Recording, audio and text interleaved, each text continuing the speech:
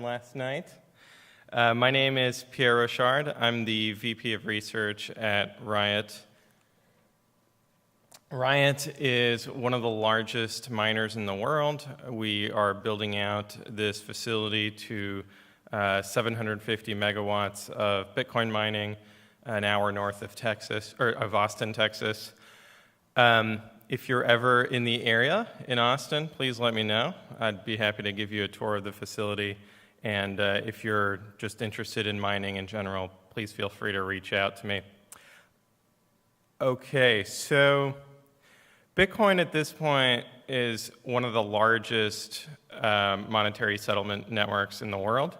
There was upwards of $60 trillion of value settled on Bitcoin over the past year.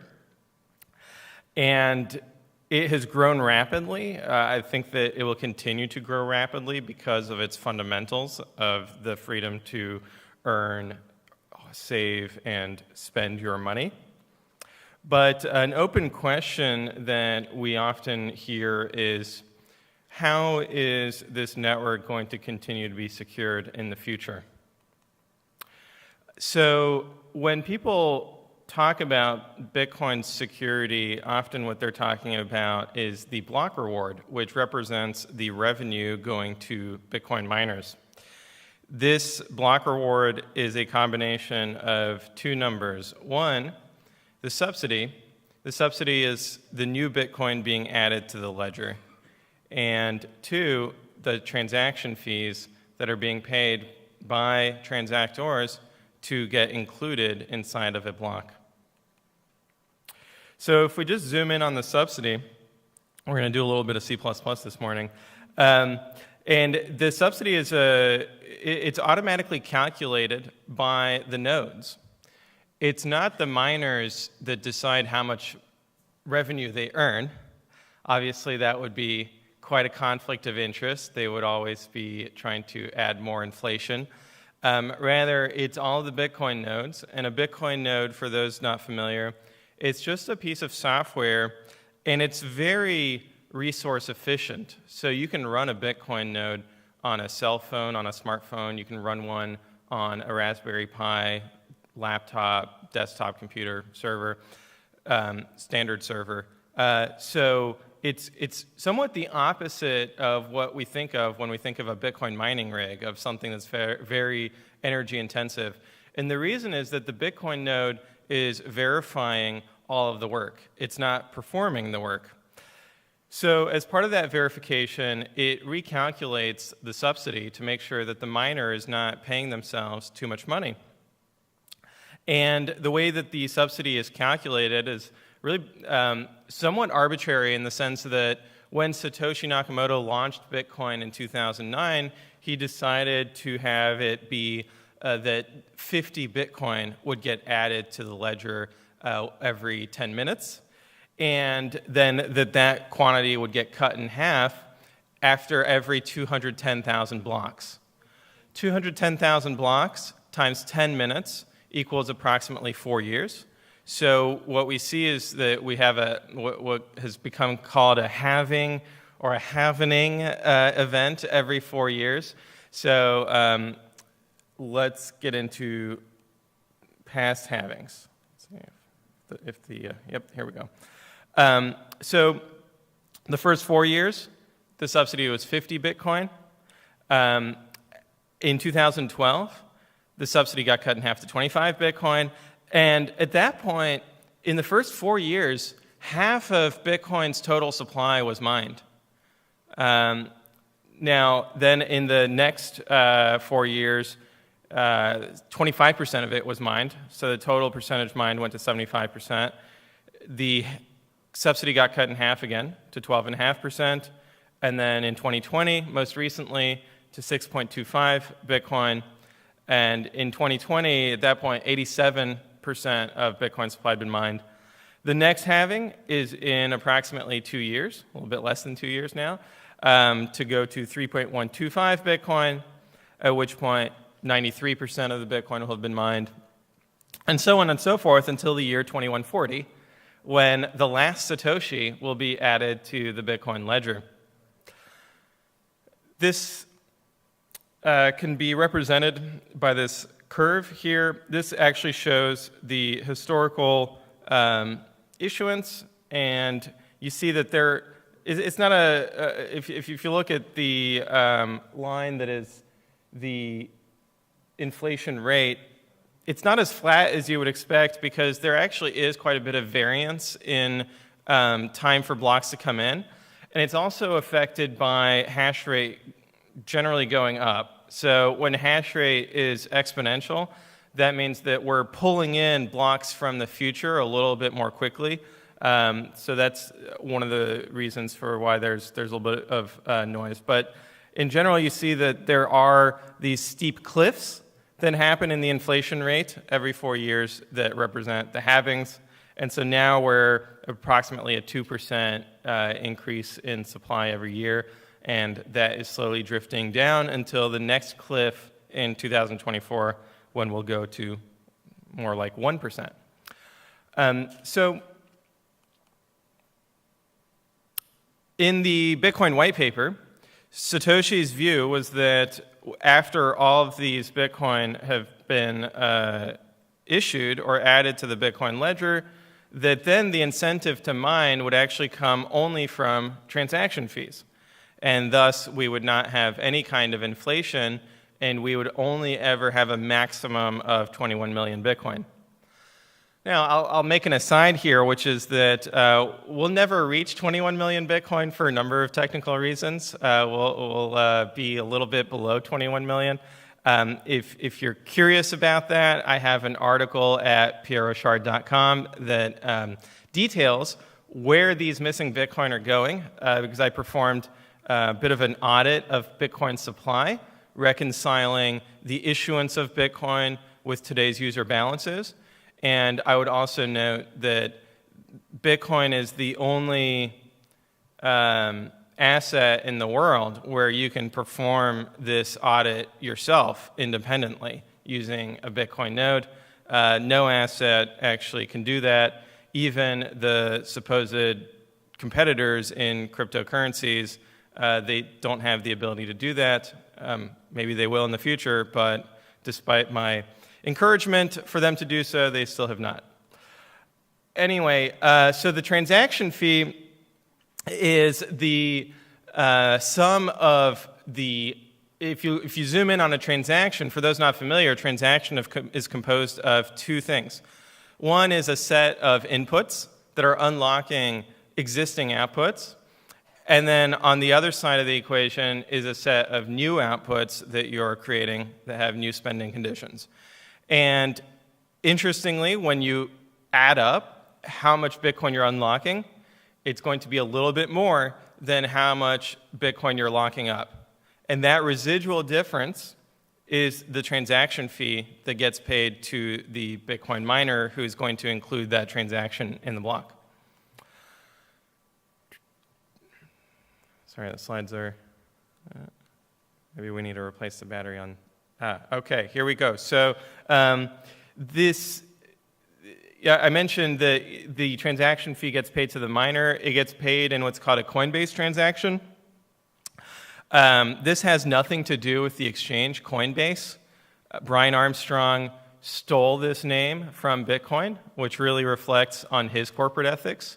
But this name is actually about Bitcoin mining. It has nothing to do with exchanges. So the Coinbase transaction is the revenue for miners. Or generally, more precisely, it's the revenue for mining pools. And the Coinbase transaction has no inputs. So it's a very special transaction. It's the only transaction that has no inputs. And it's always first in a block. And then the outputs are outputs going to addresses belonging to whoever mined this block. Now, the Coinbase transaction is, again, the sum of the outputs in the Coinbase transaction is going to be equal to the subsidy plus the sum of all the transaction fees for this particular block. Now, Satoshi mentioned that eventually transaction fees will replace the subsidy. historically, if we look back at the end of 2017, during that bull market, when the price went to an astronomical number of $20,000, which today is bearish, but back then it was very bullish, that the transaction fees on Bitcoin also skyrocketed because there was tremendous amount of demand to transact on the Bitcoin network and very limited supply. Why is there limited supply? Well, because of the famous block size limit. Before leaving the Bitcoin project in 2010, Satoshi put in place a limit on how big blocks could be in order to prevent denial of service attacks. Basically, the problem is that if somebody were to create a 1 gigabyte block, that would potentially cause the nodes to crash or to run out of resources. And then if all of the nodes are knocked off the network becomes centralized, and at that point, it's no different than the fiat system, where the centralized nodes would be able to change Bitcoin's monetary policy and add inflation and give themselves more money. So he put in place the block size limit. It has been very controversial throughout Bitcoin's history because there's not a right number for the block size limit. Satoshi picked 1 megabyte per block out of thin air. He didn't put together any kind of studies or analysis explaining why 1 megabyte was the correct number.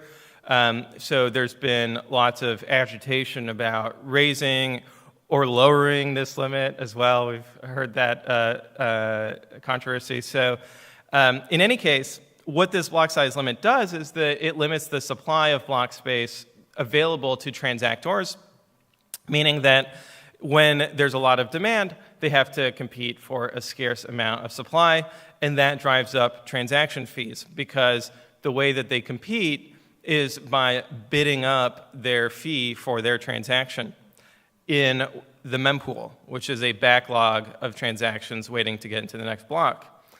So we see here that the percentage of miner revenue from fees actually was 50% at the end of 2017, meaning that half of the reward was the subsidy and the other half was the transaction fees. Now, since then, we've never seen those lofty percentages.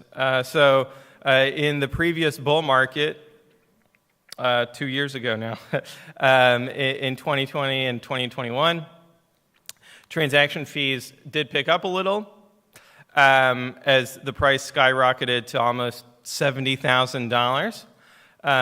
But interestingly, it never, it did not compare to what it was in 2017. Now, in the past couple of years, transaction fees have been very, very low, and that's an interesting question of why.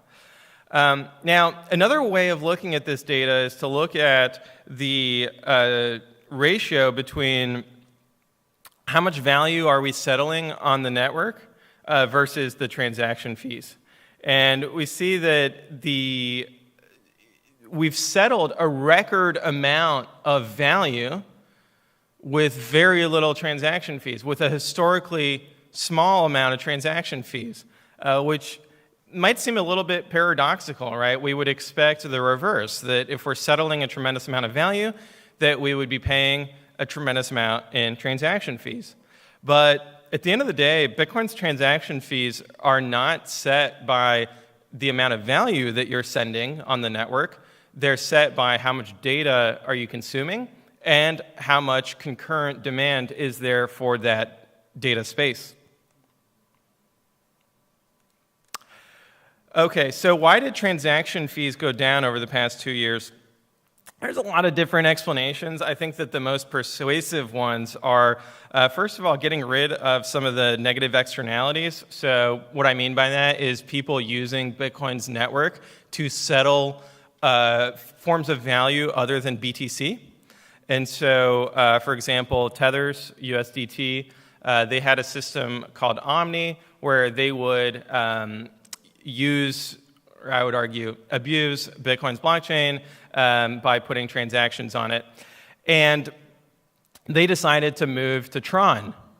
Okay, so Tron is another blockchain, but it's, arguably very centralized. And so I think that it reflects how little they care about finality, right? That they are happy to use any kind of public database.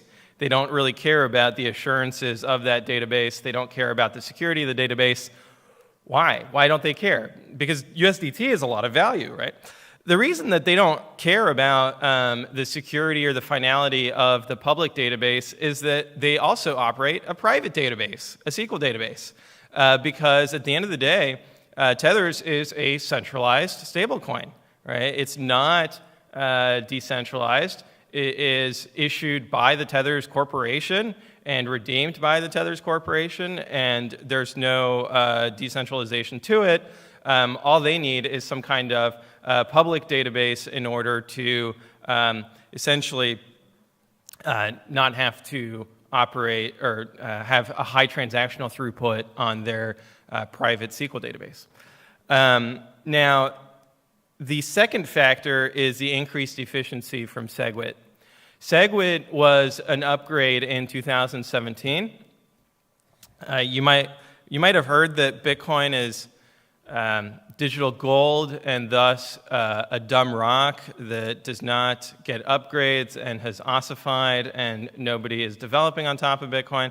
And it turns out that's false. Bitcoin has had numerous upgrades throughout its history, and Segwit is one of those 5 years ago.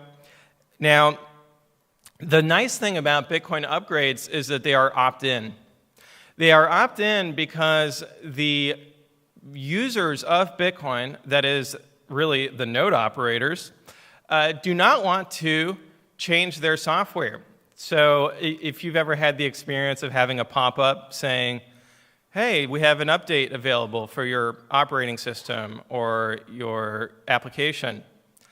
And if there's the not now option, I would assume that 99% of you click not now, remind me later, right? Because if it works, why would I want to upgrade it, right? There's no reason for me to be upgrading something that is currently working. And in the world of open source, that is especially important. And in the world of a global consensus mechanism like Bitcoin, that is mission critical. That is that if the Bitcoin developers had the ability to push upgrades onto users and to force them to upgrade, that would just completely throw out any kind of decentralization. Now we're back to a fiat system, because now the developers, they could increase the supply above 21 million Bitcoin, right? And they could force that upgrade, quote unquote, downgrade onto everyone. So Bitcoin upgrades are opt-in. One of the downsides of this situation is that when we have a good upgrade like Segwit, it does take a while for adoption to happen. And it's only in the past 2 years that blockchain.com, which has the largest non-custodial wallet user base, and that's not an endorsement. Please don't use blockchain.com for your Bitcoin wallet. But nevertheless, they have the largest user base. And so when they finally adopted Segwit, 4 years after Segwit had activated, they dramatically reduced their footprint on chain. And so that actually freed up a lot of space for a lot of the other people, and it lowered competition for block space and thus lowered transaction fees.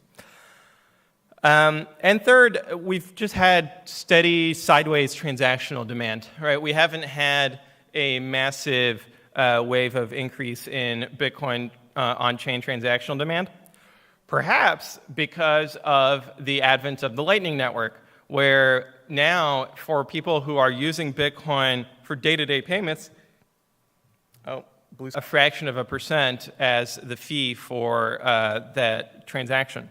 Whereas on Bitcoin, it wouldn't really matter if, even if Bitcoin transaction fees are very low, like they have been, it's still approximately 5 cents worth of sats that you have to pay for a transaction fee. And so if you're buying a $2 cup of coffee, that would be a 2.5% charge on your coffee. whereas with Lightning, you could be paying 0.01%, much more competitive. So, let's see, next slide. No,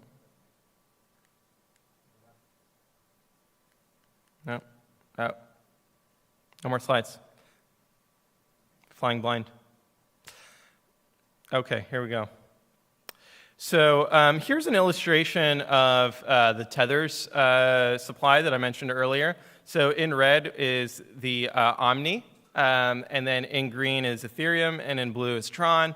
So you see that Bitcoin, we got rid of this negative externality and foisted it onto other networks, and that's really great news.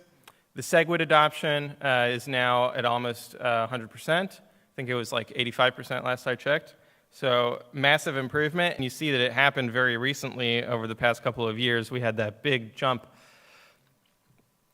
And this is the daily median block size. So I mentioned earlier that Satoshi had in place the 1 megabyte block size limit. And, oh, I've got a laser pointer. You see the block size limit here, this ceiling. And then in orange, you see the Segwit upgrade at the end of 2017. And so now you see the median block size is above 1 megabyte. It's a marginal increase in capacity. But in terms of decentralization, that's what we want. We would not want a 10x increase in capacity, because that would mean that it's 10 times more expensive to run a Bitcoin node, and that would make Bitcoin 10 times less decentralized.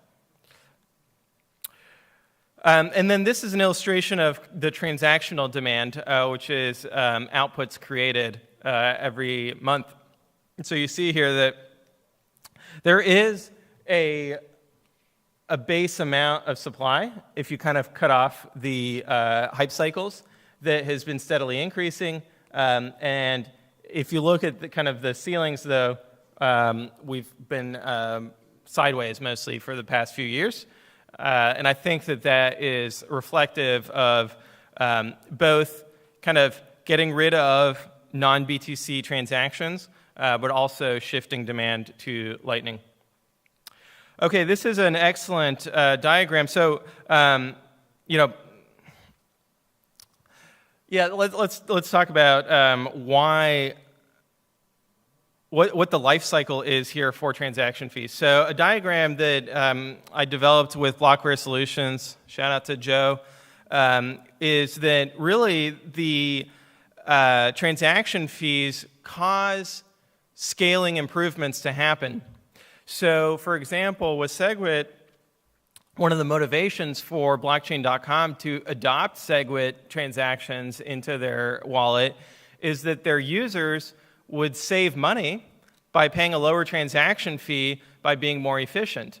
And so their users would demand Segwit adoption in order to save money.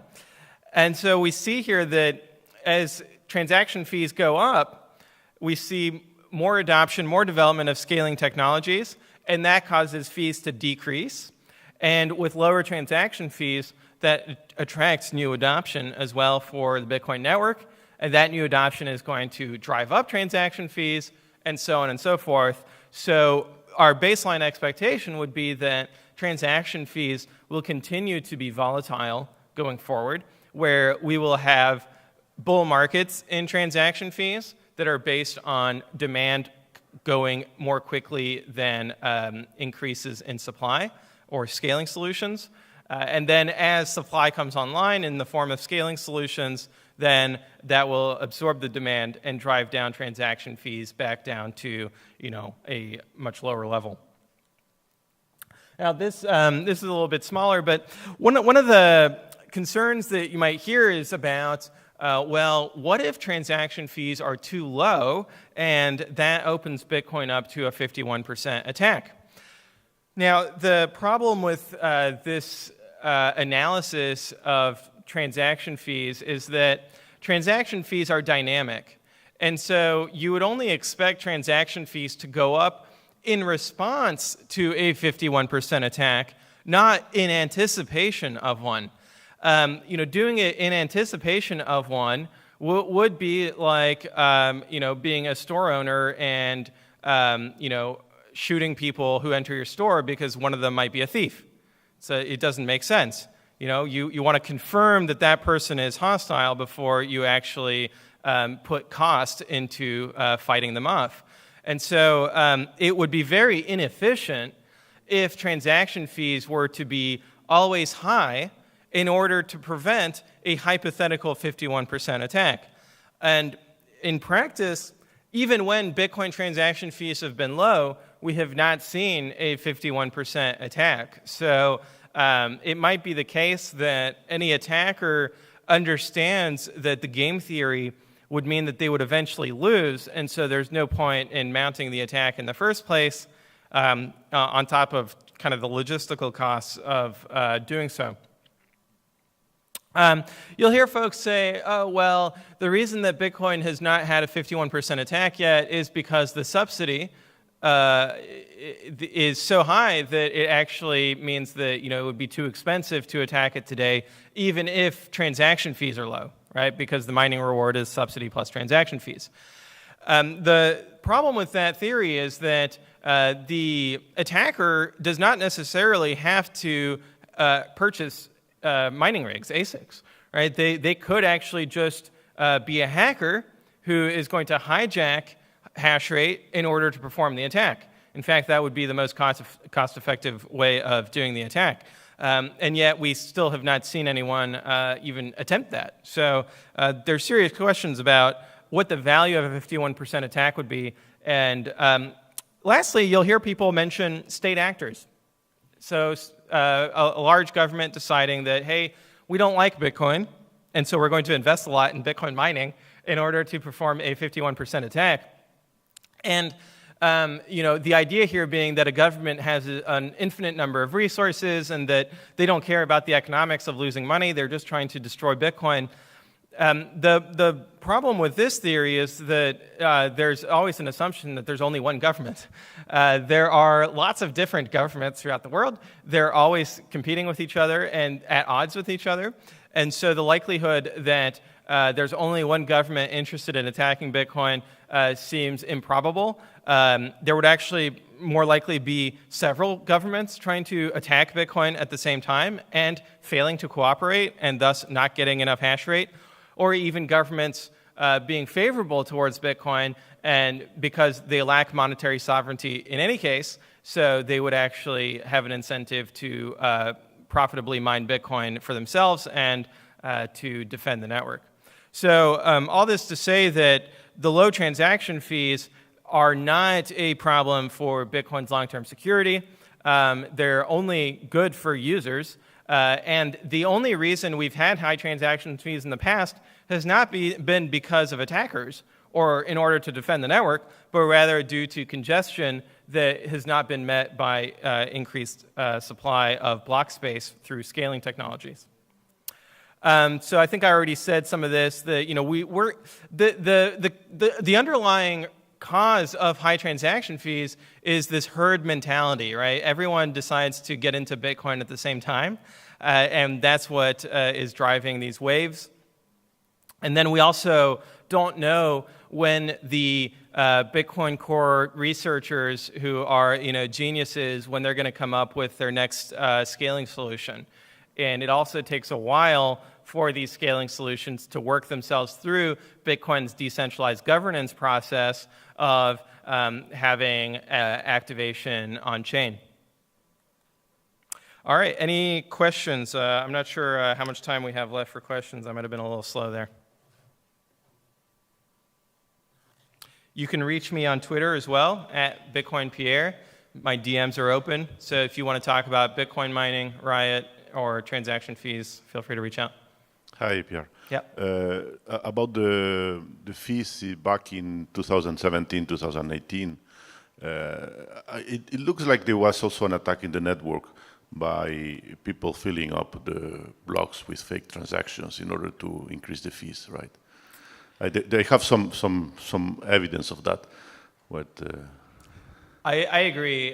There is evidence that there was a series of spam attacks in 2017 in order to promote the cause of doubling the block size limit with the 2x hard fork, and also to promote competing blockchains, whether it's Ethereum or Bcash at the time. But I agree that is a risk. Now, the nice thing is that the attacker, all that happened is that they lost money. Well, not really. If these were miners putting fake transactions that they mine themselves without broadcasting to the network, they can just fill the blocks for free. And I did some statistical analysis, and there's some evidence that something like this was going on with some miners. You just fill with your own transactions and you don't broadcast, right? Yeah, the problem with that is they're still losing money because they're not including third-party transactions. And so they can include third-party, but they fill with their own transactions with high fees in order to increase the average fee, so that the wallets are tricked into this into increasing the fees. At the margin, it would always make sense to not include their own transaction and include a third-party transaction. And so because of that marginal effect, I think they would always be having an opportunity cost in spamming their own blocks. Yeah, but if there are not enough transactions, then the mempool is empty. But that wasn't the case. There was massive backlogs in the mempool from third-party transactions. Just take even if the mempool is full, you just take out just the transactions with very small fees and fill it with your own transactions with very high fees that you mine yourself, they don't broadcast, so you're not losing money. And then this makes the average fee going up. This is a weakness of the protocol, that people can do that. There's always the ability as a third-party transactor to do RBF or child pays for parent to increase your transaction fee in order to compete against the miner. And so there's always going to be an opportunity cost for the miner to include their own transaction and pay themselves instead of including somebody else's transaction and make more money. So they certainly lost money on that attack. Well, we can discuss it later, but I don't think so. You can, if the increase in the average fee, they would have continued, right? And if you are able to increase the average fee transaction, you make money. In theory. Sorry? Perhaps in theory, but in practice, they lost money. Well, I mean, just look at the blocks at this time. It's curious. Because if that were a profitable strategy, they would always be doing that. No, because it's not. I mean, people do that, and and people spot that and can single it out. It gives a reputation and do what? problem. According to you, there's no mitigation for it.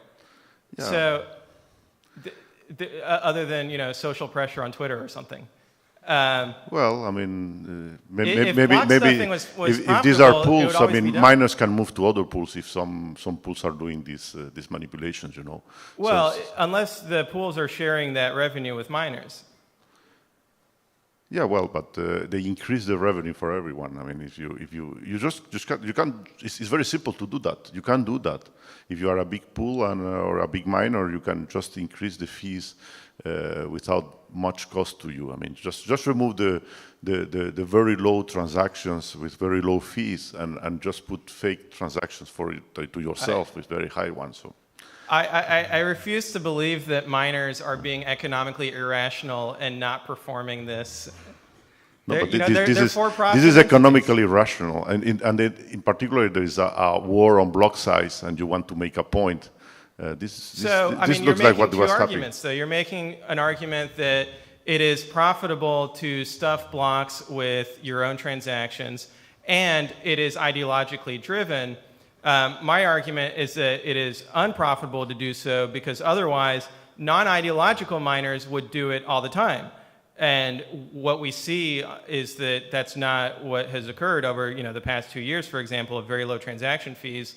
And the idea that miners are not making more money out of the goodness of their hearts seems unrealistic in my mind, and so that's why I don't believe that this is possible. Well, no, but in 2017 there were other discussions about block size, so they were making a point that understood. I mean, the big argument was fees are very high, and we see that fees are really not very high now. So I agree they were making an ideological point, but I'm just saying that they were losing money doing so. Well, maybe, but not that much. I don't think that much. It's a very cheap attack. Well.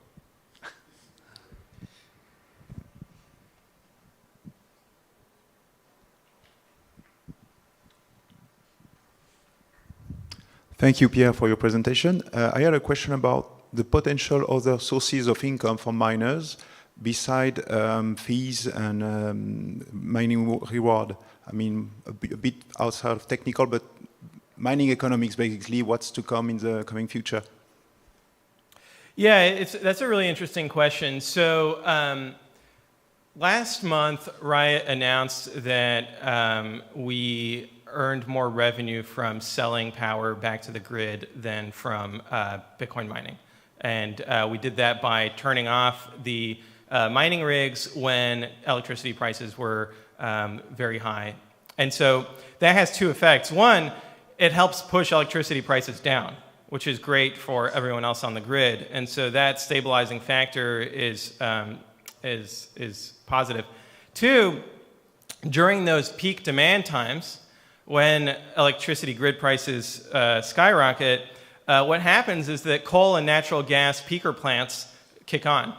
And so those are the, if the concern is about climate change and carbon emissions, turning off a Bitcoin mine is much better, or infinitely better, than turning on a coal-fired power plant.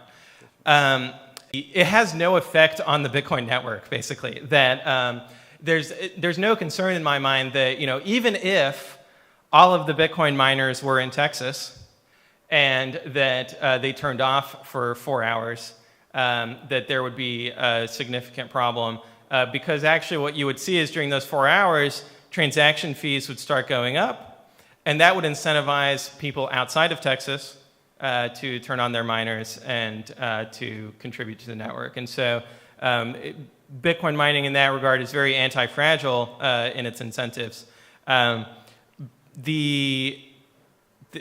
I can't think off the top of my head of other immediately adjacent revenue sources for Bitcoin miners. And also, it is the case that the ability to sell power back to the grid like this is highly dependent on what contract you have. So Riot has a contract with TXU. TXU is a subsidiary of Vistra, publicly traded company. And their contract is a 10-year fixed-rate contract that was entered into 2 years ago when electricity prices were much lower than they are today.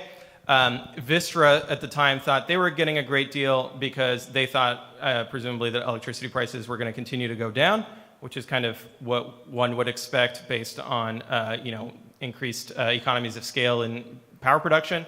And it's really only because of kind of geopolitical issues and the energy prices have gone up anyway. So I don't know if that's always going to be the case that Bitcoin miners can earn that much money from contributing electricity back to the grid. Hopefully it's not, right? Because we want everyone to have low electricity costs. I think that's good for humanity, for electricity prices to be low. Now, I do think that today when we look at transaction fees, we're looking at an exceptional period, right? We're looking at the worst bear market in transaction fees in Bitcoin's history, arguably. And I think that that's not going to be the case going forward. Now, these views are my own, right? There's no just fortune telling here. But I think that if we look at the scaling technology, the low-hanging fruit have been picked, and that there are significant advantages as well. I mentioned the advantages of Lightning in the context of buying your coffee. The advantages of on-chain with regards to your long-term savings are tremendous, because on-chain you can be in cold storage, right, with a multi-sig, and you can receive money offline, right, in the sense that with a Lightning node, you have to be online to be able to receive money. So there are significant advantages on the other side for on-chain. It's a set of trade-offs, and that's why I'm still very bullish on transaction fees. All right. Thank you.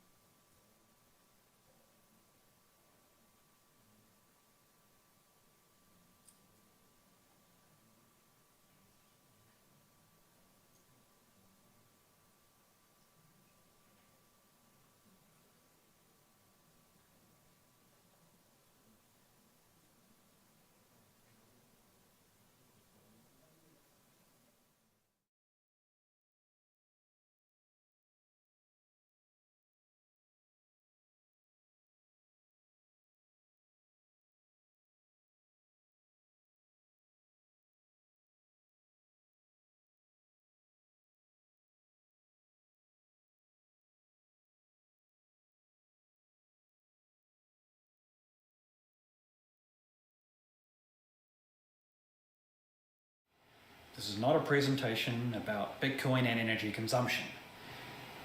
This is about how we put our foot on the brakes of climate change. Not take our foot off the accelerator, how we put our foot on the brakes. It's not going to save the world, but it might give us more time. And time might be the greatest hope we have. I'm an environmentalist, environmental activist, and founder of a climate tech company, Venture Capital. We invest in technologies that reduce climate change. What you're about to see is research that comes from the Intergovernmental Panel on Climate Change, the United Nations Environmental Programme, 6 years of satellite surveys from the Environmental Defence Group and NASA, and official data from the International Energy Agency. Here's what we know. Climate change is occurring faster than our models predicted.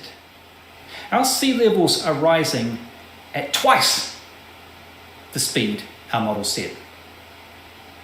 We're experiencing extreme weather conditions now that we didn't expect to see for another 30 years. And for the first time in modern history, a Western industrial nation just had its election decided by the climate issue. Climate change is happening faster than anyone imagined. And until recently, we had no idea why. Last year, we found out. Methane. Methane comes from 3 major sources: animal agriculture, the oil and gas industry, and landfills. It's responsible for 25% of all climate change, and as a greenhouse gas, it's 80 times carbon dioxide. Now, in recent times, the Environmental Defence Fund and NASA has done extensive aerial surveys using satellite footage. And they looked at 2 of our 3 major methane sources, landfills and flared gas from the oil and gas industry. Here's what they found. Landfills. Now, the US Environmental Protection Agency, the EPA, had its own data on what they thought was coming out of landfills. Here's what they thought. And here's what the actual satellite data from NASA said. It's 2.3 times worse. Let's look at flared gas from the oil and gas industry. Again, here's what the Environmental Protection Agency imagined was happening. And here's what the actual Environmental Defence Fund aerial satellite surveys told us. 3.5 times worse than imagined. This was not factored into any of our climate models. Now, after this data was released, Inger Anderson, the executive director of the United Nations Environmental Programme, came out with this revised statement about the relationship between methane and climate change. Cutting methane is the strongest lever we have to slow climate change in the next 25 years. Now, there's some good news. Methane only stays in the atmosphere for 9 years. Well, that doesn't mean that we can say, well, if it's only around for 9 years, well, we'll just let it bide its time. No. In that 9 years it's there, it's such a potent greenhouse gas that it causes climate havoc to such an extent that it could cause runaway climate loops in that time. This risks tipping us over the critical 1.5 degrees Celsius temperature rise since pre-industrial times that global leaders agree threatens life on this planet. Now, we've already seen a 1.1 degree temperature rise. We've only got 0.4 degrees of wiggle room left. I said I was going to share some good news. Well, the good news is that because methane is such a potent gas, if we can reduce these levels, then there's hope, which is why the United Nations Environmental Programme also gave us this message. Cutting human-caused methane by 45% this decade would avert 0.3 degrees Celsius of global warming. This just became my most important mission. I was in the middle of running a philanthropic project to help change our education system. But if we can't change this, that isn't going to matter too much, along with a whole bunch of other things. So how do we do this? Well, there's two ways. According to the United Nations Environmental Programme, once again, the first way is we do this. Move to plant-based diets. Apparently that's no longer a lifestyle choice, it's an existential choice. Well, that's going to require some major behavior change at a societal level internationally. Now, I have no idea how to affect that level of change en masse. But I do understand something about the second way we can do it, because that relies on technology, which is something I've spent 22 years investing in. So how do we do that? Well, to start with, we need to understand what flaring is and why it happens. So flaring occurs in many places, including landfill methane gas and gas from the oil and gas industry that's wasted. Now, why does it get wasted? Well, when an oil company hits oil, they don't just hit oil, they also hit natural gas, which is mainly methane.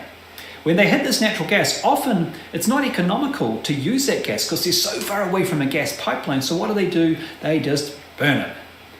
However, flaring doesn't really solve the problem of methane emissions. Here's why. Methane is invisible to the human eye, but when we see it under this infrared camera, we can see very clearly that even though the flare stacks are burning methane, look at those black plumes. That's methane. Methane is still being released into the atmosphere unburnt at a rate, according to the International Energy Agency, of 8% of all methane into the atmosphere unburnt. And that 8%, because it's 80 times more potent as a greenhouse gas and carbon dioxide, is causing climate havoc. Okay, so flaring's really bad for the environment and it's economically wasteful. I know. Let's take that gas and use a generator to convert it into electricity. Well, now we're actually getting closer to the solution, but there's a problem within the solution, see? What are you going to use that electricity for? Hospitals?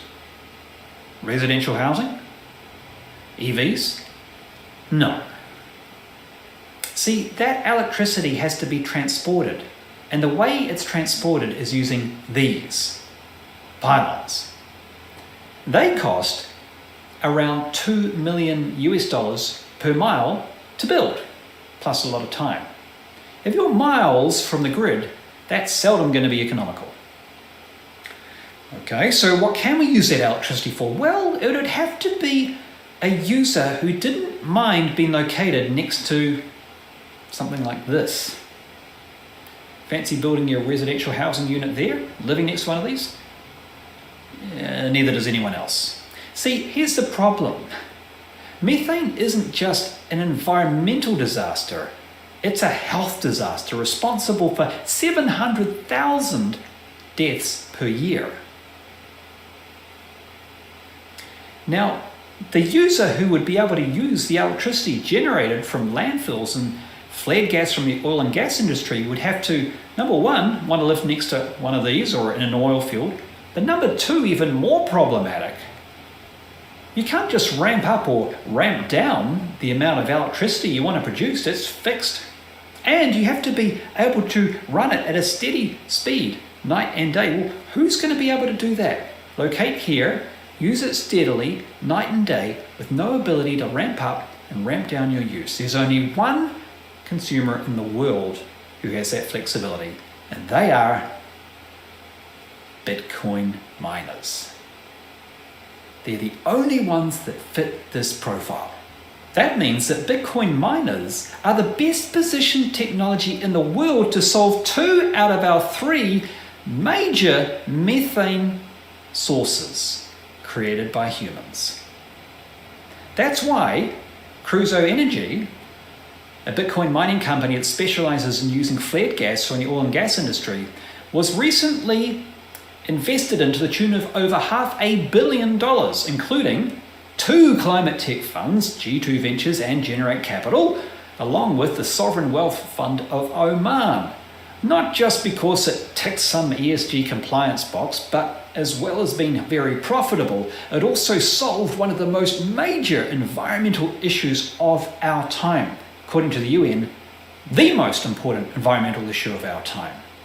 What Crusoe Energy do is they burn that methane in a generator to produce electricity. The electricity is used for Bitcoin mining. This process reduces the amount of escaping methane from 8% down to just 0.1%. That's an 80 times reduction in methane emission levels.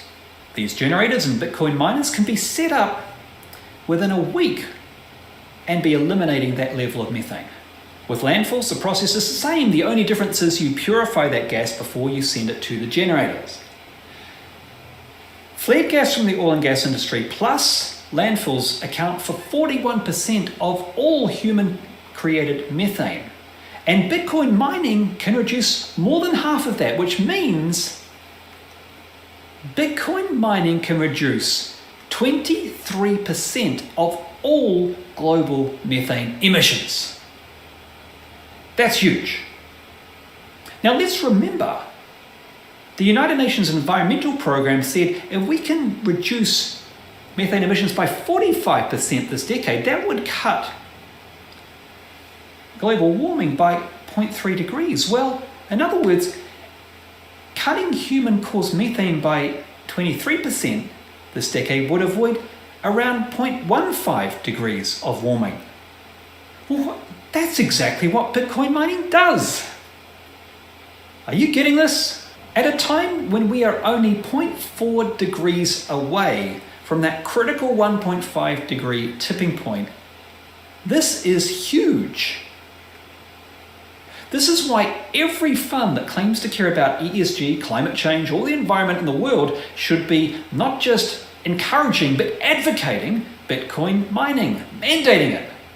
This is why every environmental agency should be not just tolerating but advocating Bitcoin mining as part of the climate solution. This is why every Bitcoin should know that you're not just helping to build the world's financial rails, you're also helping to slow climate change. Because we live in an age of consequences, it's no longer sufficient not to know these facts. It's so important to our collective future. And I can't do that alone. I need your help in 3 ways. Here's what you can do.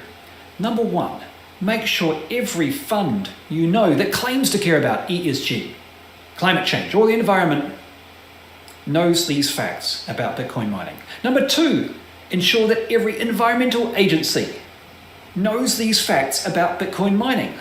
And number 3, make sure that every other Bitcoiner you know understands these facts, gets this message, and encourage them to share that message too. Because if enough people know this and act on this, well, it's still not going to save the world by itself, right? But it can buy us more time. And time may be the greatest hope we have.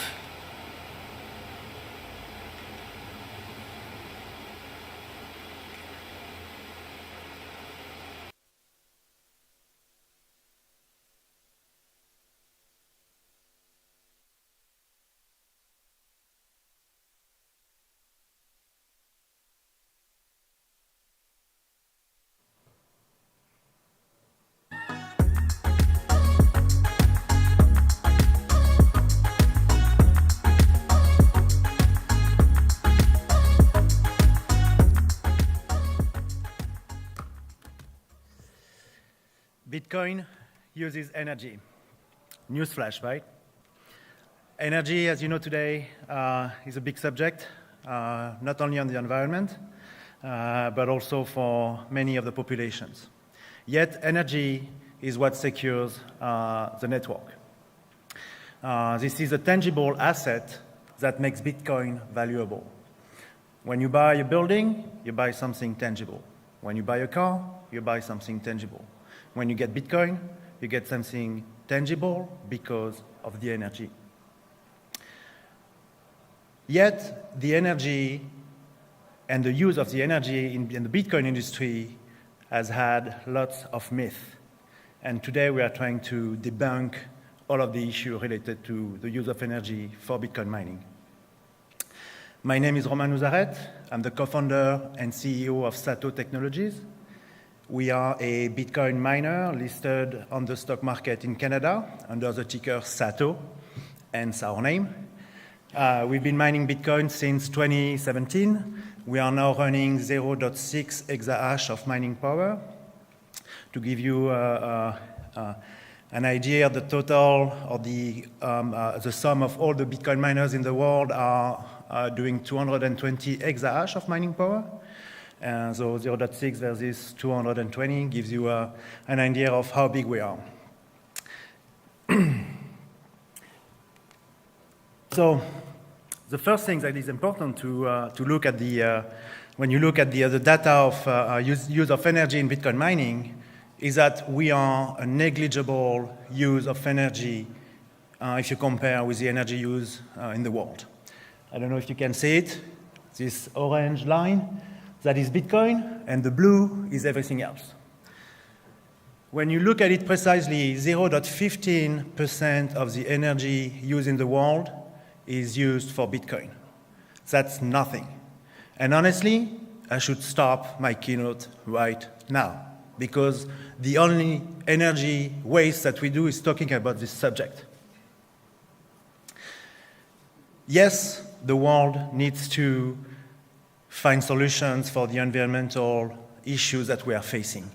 But pointing at Bitcoin is absolutely not helping. But okay, let's go and let's look more deeply into the data that we have. The first important data is that if we look precisely at our energy consumption, at the whole industry in the world, we are close to 60% using renewable or sustainable energy for Bitcoin mining. If Bitcoin mining was a country, we would be the country with the highest sustainable energy mix in the world. We would be better than Germany, better than the European Union, better than America, and better than anyone else. So what we hear often is that, okay, but Bitcoin mining is using more energy than Sweden or Norway. But it's a fallacious argument. It's misleading. Because, of course, if you compare a global industry to a country as Sweden, it will be more energy. Don't get me wrong, I love Sweden. I sold my first internet company to a Swedish group back in the late 90s. I spent lots of time over there. But if you compare a country with 15 million inhabitants with a worldwide industry, of course, it will use more energy than the country. And you know what that is using more energy than Sweden? Netflix, PlayStation, AC, washer dryer in the US. So who decides what's good and what's bad? Why is it not okay to use Bitcoin, but okay to watch the Kardashian on Netflix? I don't want to live in a world where someone tells me what I can do or what I can't do, because we know what's going to happen if it happens. Another part that is important when you look at the data is that, first of all, we use lots of excess energy that were not used before, and I'm going to come back to that in a few minutes. And one thing also that is important to tell the audience is that most of the people sometimes they think that our industry is producing lots of carbon emission, but our computers, our mining rigs are not. It's like a computer, it's different, but it's very similar to what you have in your home. The computers are not producing carbon emission.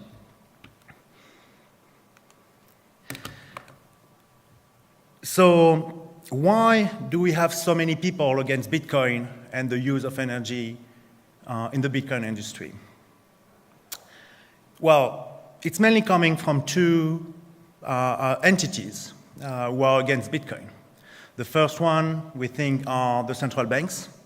They are pushing for the CBDCs.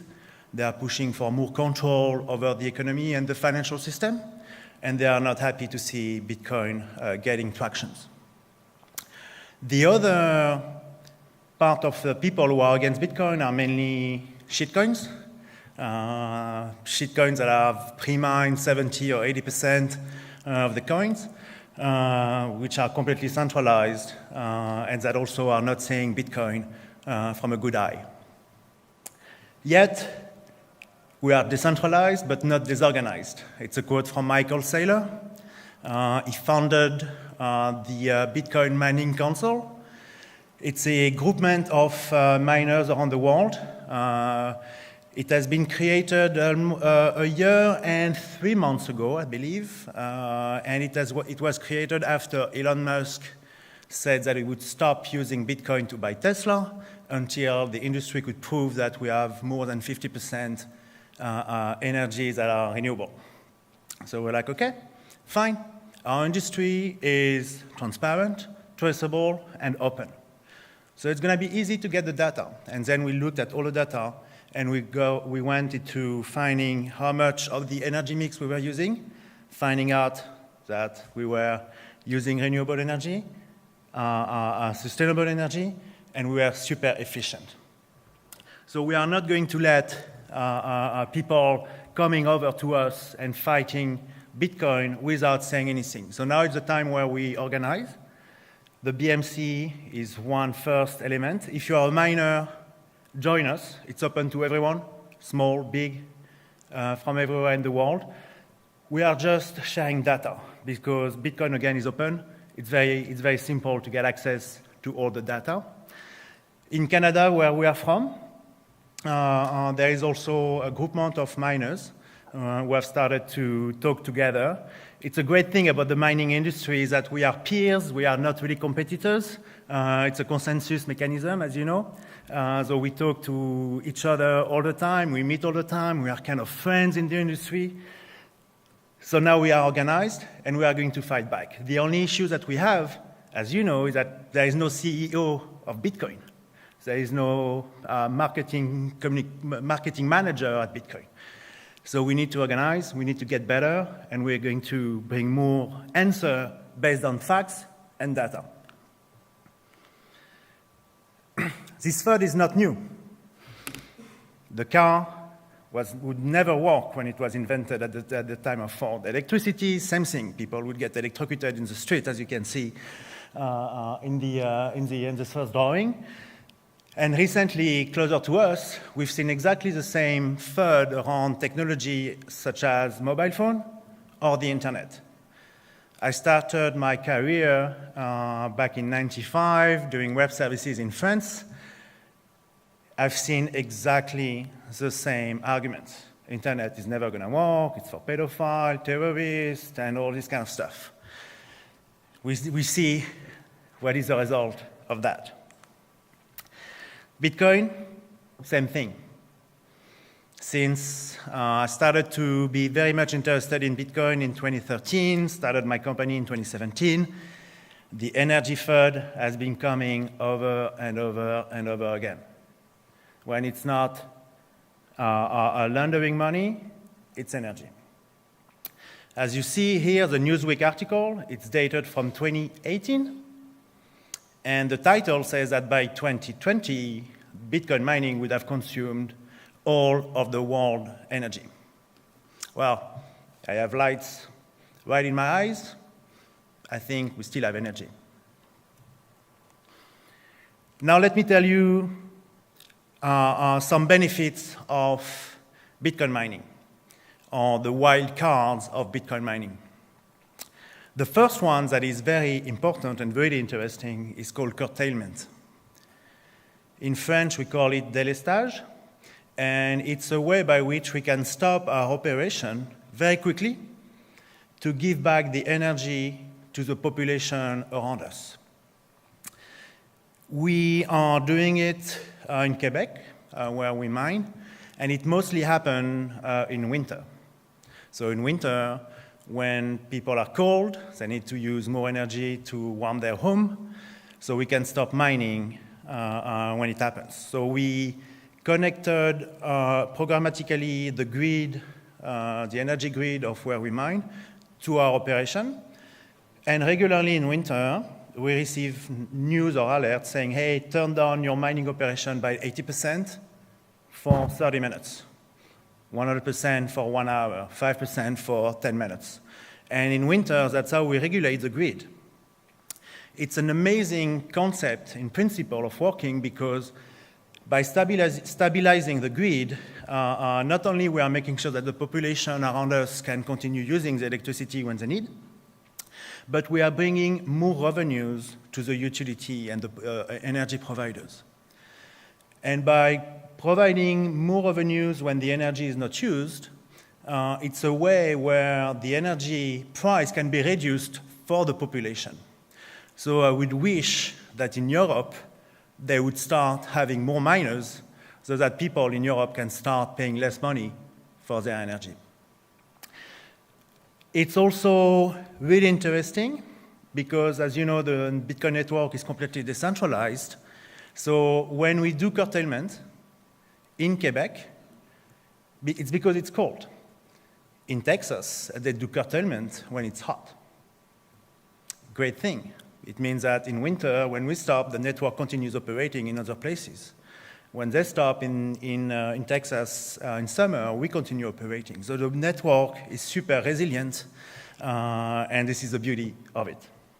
So it's good locally for the people around us, and globally for the network. The second wildcard that I want to talk about today is that Bitcoin is a technology market. We are technology. And as such, technology is about performance and getting to be more performant in every steps and every part of creating a Bitcoin. If you look at the middle of this slide, you can see that the performance in mining industry is coming mainly from 3 things. The first one is about the ASICs. So the ASICs, as you know, are the CPU type, or the chip that makes the calculation for the SHA-256. And these ASICs have been getting better and better over the years. It's very similar to what we have in our phones. The ASICs is not similar, but the nanometers, the improvement at the chip level is similar. So now we started with like 9 nanometers, 7, 5. Now we're getting at 3 nanometers from our ASICs. And it means that if you are more performant with your chip, you will be able to produce more terahash or more mining power for the same amount of electricity, which is exactly what our industry is striving at. One thing that is important to note is that in the ASICs part, there is a new entrant recently, that is Intel. And they are now manufacturing or starting to manufacture ASIC chips. And it's a very big sign showing that the industry is going to the right direction. The second part where we can be performant is about the rigs in itself. Those rigs are the computers that we use to mine. And we are more performant because inside the rigs, everything is made so that the heat can be dissipated the right way. And by doing more improvement on that, we are also getting better using our energy, using our heat to be more efficient. The last part is the centers in itself, which is what we do in our company. And we can be more performant in 2 ways. One, there is a way called air cooling, which is what we do. So basically, we have a system where we take the cold air outside, we filter the air, we make sure that the miners always constantly are kept between 20 to 25 degrees Celsius. We put 240 volts at the bottom of the miners, and by doing so, the whole center is more efficient. The miners can last longer, because as you know, we are in a long-term market. We make money with miners after they are rentabilized. So we need to make sure that they will run for a long time. There is also another technology that is interesting. It's oil cooling. And it's a new way. I mean, it started like a few years ago, I would say like 2 or 3 years ago, but it's only recently started to be implemented at scale. Riot, I think that was speaking before, is doing interesting thing in that. And basically, you just immerse your miners in an oil liquid. And by doing so, they will also use less energy, produce less heat, and they might be lasting longer. However, we don't know exactly how long because we don't have enough history. There is also 2 other things in the performance part that I would like to address today. The first one, and Daniel just talked about it before me, it's about flare gas. It's an interesting technology. In French, flare gas is gaz torché. And as Daniel was explaining, it's a great way to reduce the global warming. He says 0.15 degrees Celsius, which is huge. The global Paris Accord says that they would need to reach 1.5 degrees of the temperature. So 0.15 versus 1.5, it's like 10%. I mean, it's 10%. That is huge because with 0.15% of the energy used in the world, if we can bring an answer for 10% of the global warming, I say let's go for it. The other part that is interesting also, and that's something that not a lot of people are talking, but it's the fact that Bitcoin settles transaction around every 10 minutes. If you compare with the financial system, if you compare with Visa, American Express, and other financial companies, this time is way much longer. When you pay with your Visa, it's instant. But the settlement can take way much longer, from 7 days up to 60 days in some cases. And we all know that it's way simpler and faster to pay with Bitcoin. There is Michel, who is actually doing another presentation right now. He has published a paper that was, I think, 2 months ago. Very interesting paper. I really encourage you to read it. It's complicated. I was not able to verify everything because there is lots of calculation and mathematical calculations. But it's very interesting to look at this study. The last wild card in the Bitcoin world is, of course, the Lightning Network. With the Lightning Network, we have a scalable and a fast and almost free way for people to use Bitcoin on a daily basis. The Lightning Network works a little bit like, when you go to a bar and you give out your credit card to the barman and you say, hey, whatever I buy tonight, give the drink to me, and at the end I will charge and you put everything on my card. When you do a transaction like this on the Lightning Network, that's what happens. You basically open a channel, and all of the transactions you will do in the Lightning Network will be ultra fast, almost free, and also with no environmental impact, or very, very little environmental impact. And when you want to close your transaction, you will put back your new Bitcoin amount into the layer 1 of blockchain. So I'm very bullish on the fact that Bitcoin is not going to be able to be a store of value, but also a way to use sats or Bitcoin on a day-to-day basis. Actually, lots of people are saying that the Bitcoin is the internet money. I believe so, but I would say sats are the internet money. But, well, sats are Bitcoin, so I guess we are both right. Just to conclude, let me give you some sources. Again, it's coming from the BMC, the Bitcoin Mining Council. So this is what I was saying, around like 165,000 terawatt-hour is the consumption of energy for the world. We Bitcoin miners are using 250, so 0.5%. If you want to have direct access to the sources, you can scan the QR code. This one is also explaining the fact that we have the highest sustainable mix as an industry.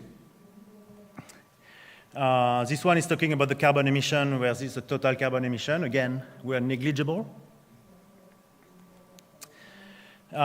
This one is about the improvement of electricity mix and performance put together. So it shows over the year how much more efficient the mining companies are at managing their operation and the energy. This one shows the difference between the energy used per country. Again, we are using more energy than Sweden. All right, Netflix is too. With other industries, same thing. We show that we are negligible and that lots of other industries are using energy. And I think the last one is the efficiency. As you can see here, I think I have you can see the efficiency was way faster at the beginning because from the beginning we were starting to mine Bitcoin with GPUs, and then there was this new technology called ASICs that we are now using, and the improvement is really going, was bigger at the beginning, faster at the end, but we are more efficient with our material. Thank you very much. It was a pleasure being here. If you have any questions. Am I good in time? Oh, perfect. No questions? Perfect. Energy money. I can just do it without microphone. How much do you think ASICs will improve the next few years? Well, it's a good question. We went from, 7, 5, 3. It's a physical limit. We're never going to go to 0 or negative. That would be great. But I think the improvement, we are already seeing like ASICs with 3 nanometers. Maybe we're going to go to 2. But the improvement, I think, is going to mainly come from everything around the ASICs. Again, the rigs and the centers that we are developing to be more efficient. But of course, the ASICs is an important part of it, and we hope that we will find new innovations. And the fact that we have people like Intel, Samsung getting into the game is a very good news for the industry. Hi, here on the back. I'm Victor. I have a question about the first slide where you have the schematic of using energy that is higher or lower, and that Bitcoin miners would adapt to these changes. So when it's on the top, we use just this extra energy that would be wasted, but I guess this extra energy is needed because it gives a margin in case the demand is higher, right? So in that case, we would anyway need to increase the supply of energy, in my mind. When it's lower, when the demand is lower, I guess you can't really afford as a miner to just have a lower profitability. So in this case, if I was a miner, which I'm not, I would probably go for more stable energy sources and probably more environmentally impactful. What do you think? How they can afford this variability? What I believe is that the electrical grid, as you know, has been built for the maximum use that the population can use. And the problem with that is that you need to build something huge and big, but it's not used 100% of the time. What we know and what we see is that people are using energy at night, in the evening when they're coming back from work to plug their Tesla, to cook, and in the morning for making bread or breakfast. What we are doing as a Bitcoin miner is that we are using this excess energy during the time where they don't have a peak. And by doing so, we are very efficient and effective by providing an answer to not only the grid we are working with, because again, the worst you can do with a grid and in many things is to have spikes. So when it's up, down, up, down, up, down, it's not good for the environment, it's not good for the infrastructure, and we are providing an answer to that. The energy that we use in Quebec, it's 100% renewable. We have in the mix in Quebec, it's 92% hydroelectric, and the rest is solar and wind. So it's a very stable source of energy. And we have in our contract a certain number of hours that can be used for curtailment or délestage. So we play with this, and we are kind of happy doing it. Of course, it's not great because when we stop mining Bitcoin. but that's all that happens. We're not like Amazon, Google, or Facebook.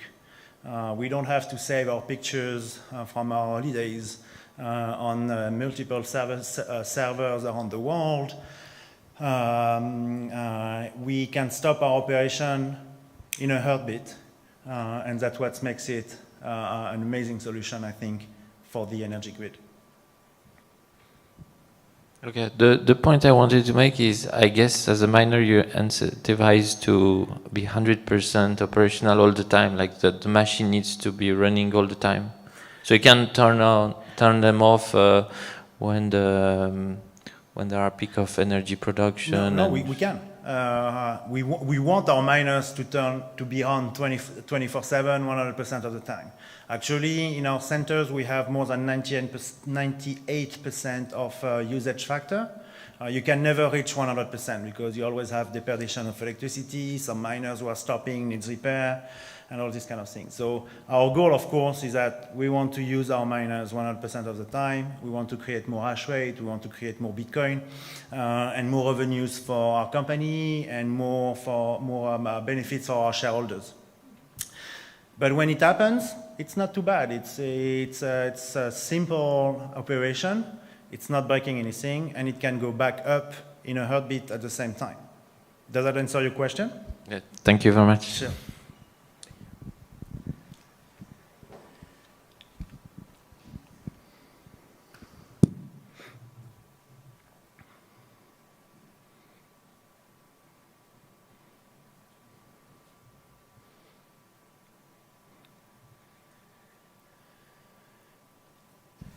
Okay, you said that here in Europe, we might also take advantage of this possibility that you have to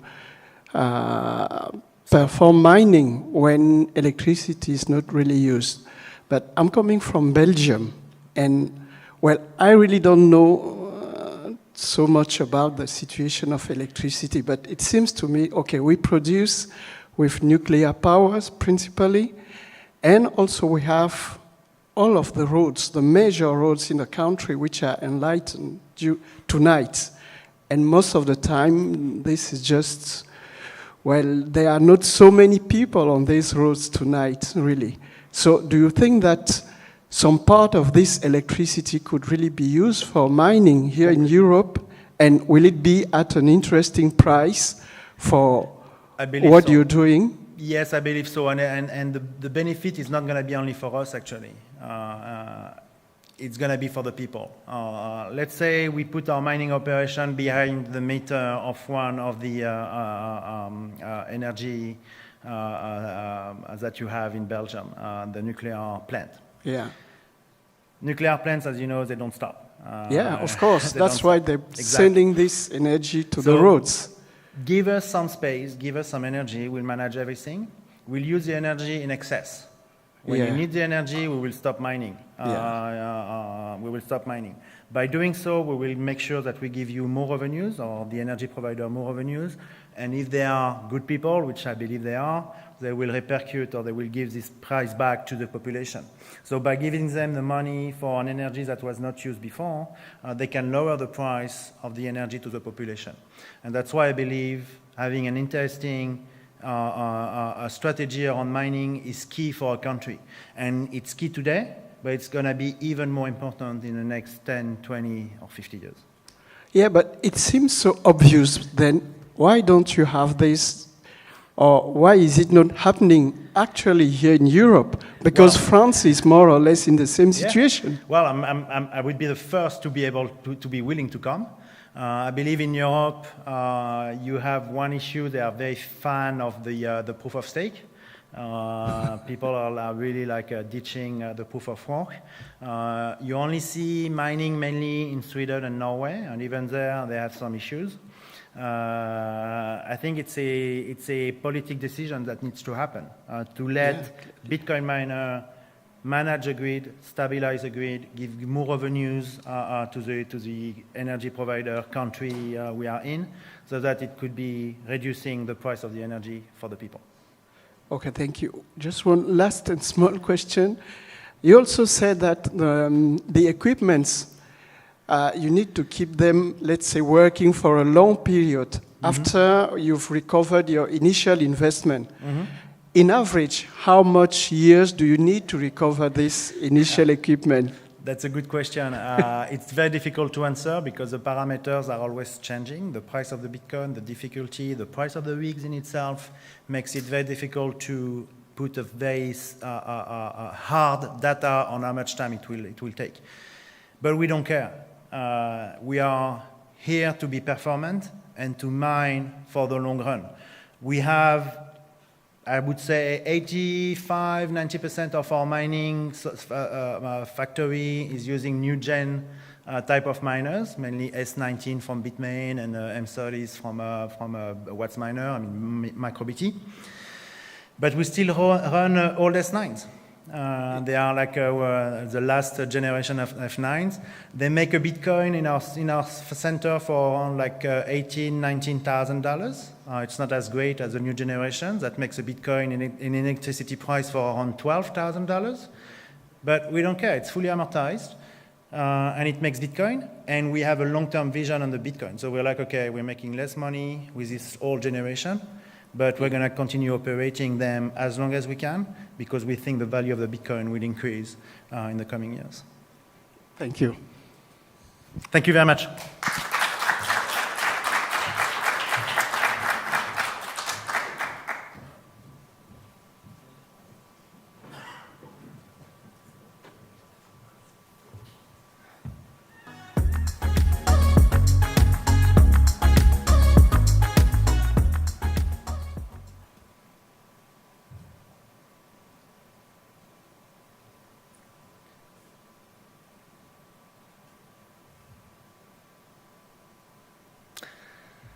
Hi, I'm Göran Møllerud.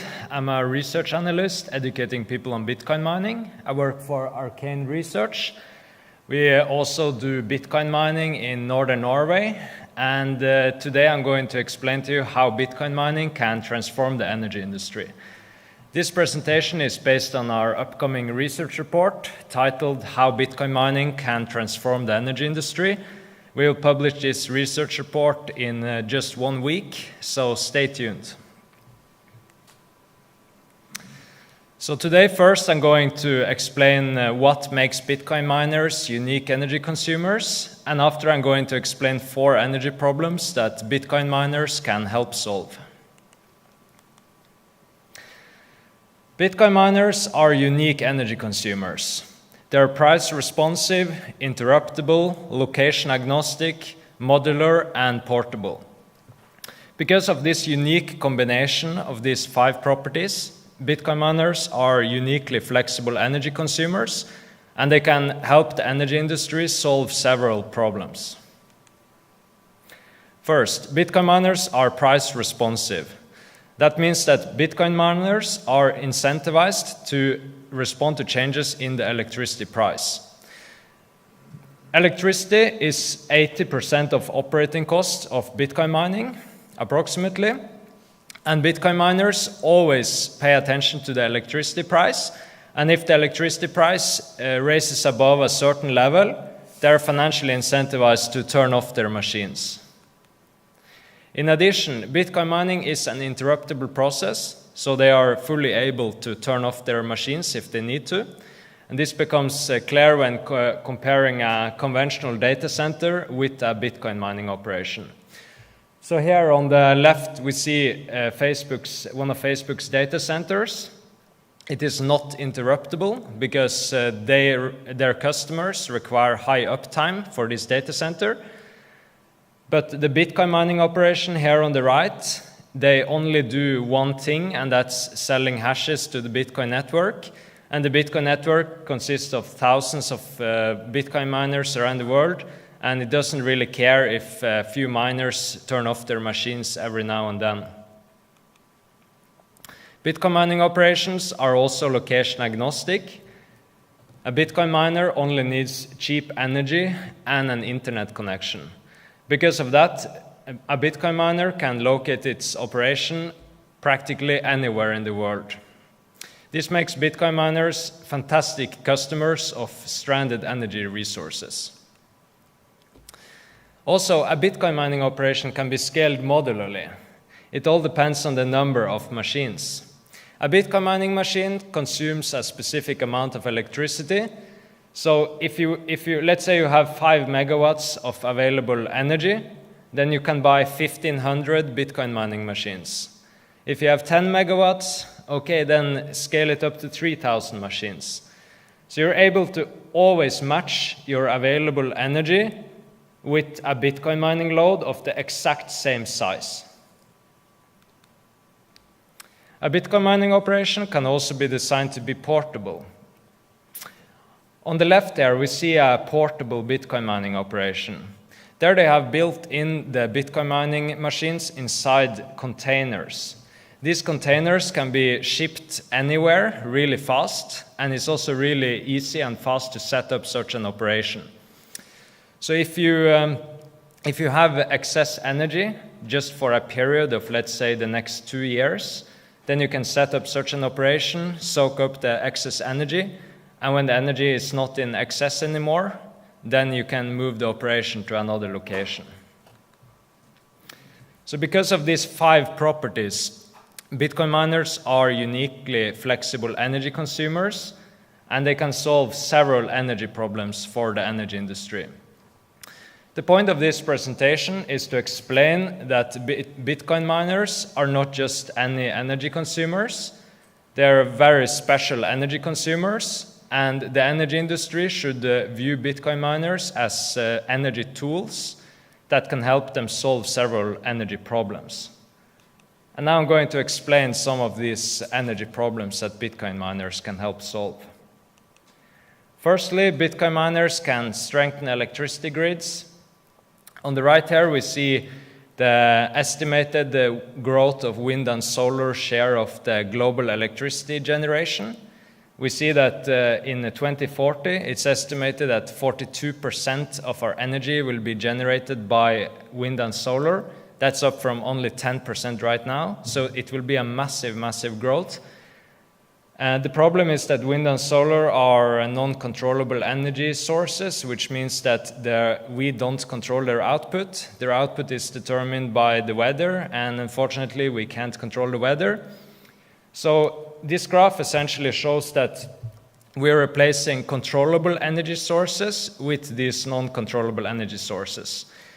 This will make the electricity supply more volatile, more variable, which only means that the electricity demand must become more flexible. The concept of a flexible energy consumer that adjusts its consumption after the available demand is called demand response. And by coincidence, Bitcoin mining is the best alternative for demand response.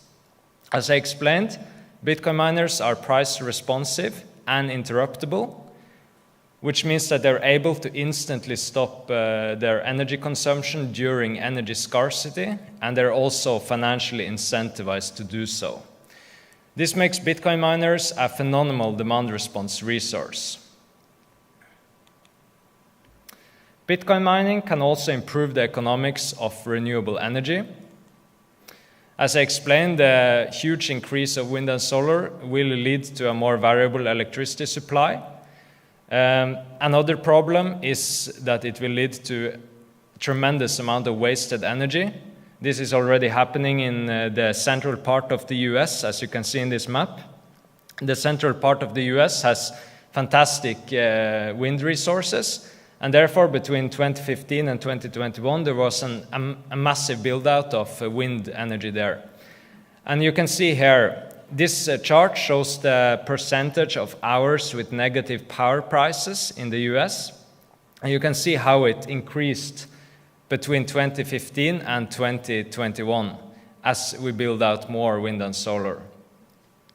And the reason for this is how wind and solar are bidding their energy into the market. They have a zero marginal production cost, so they always bid their energy into the market at zero.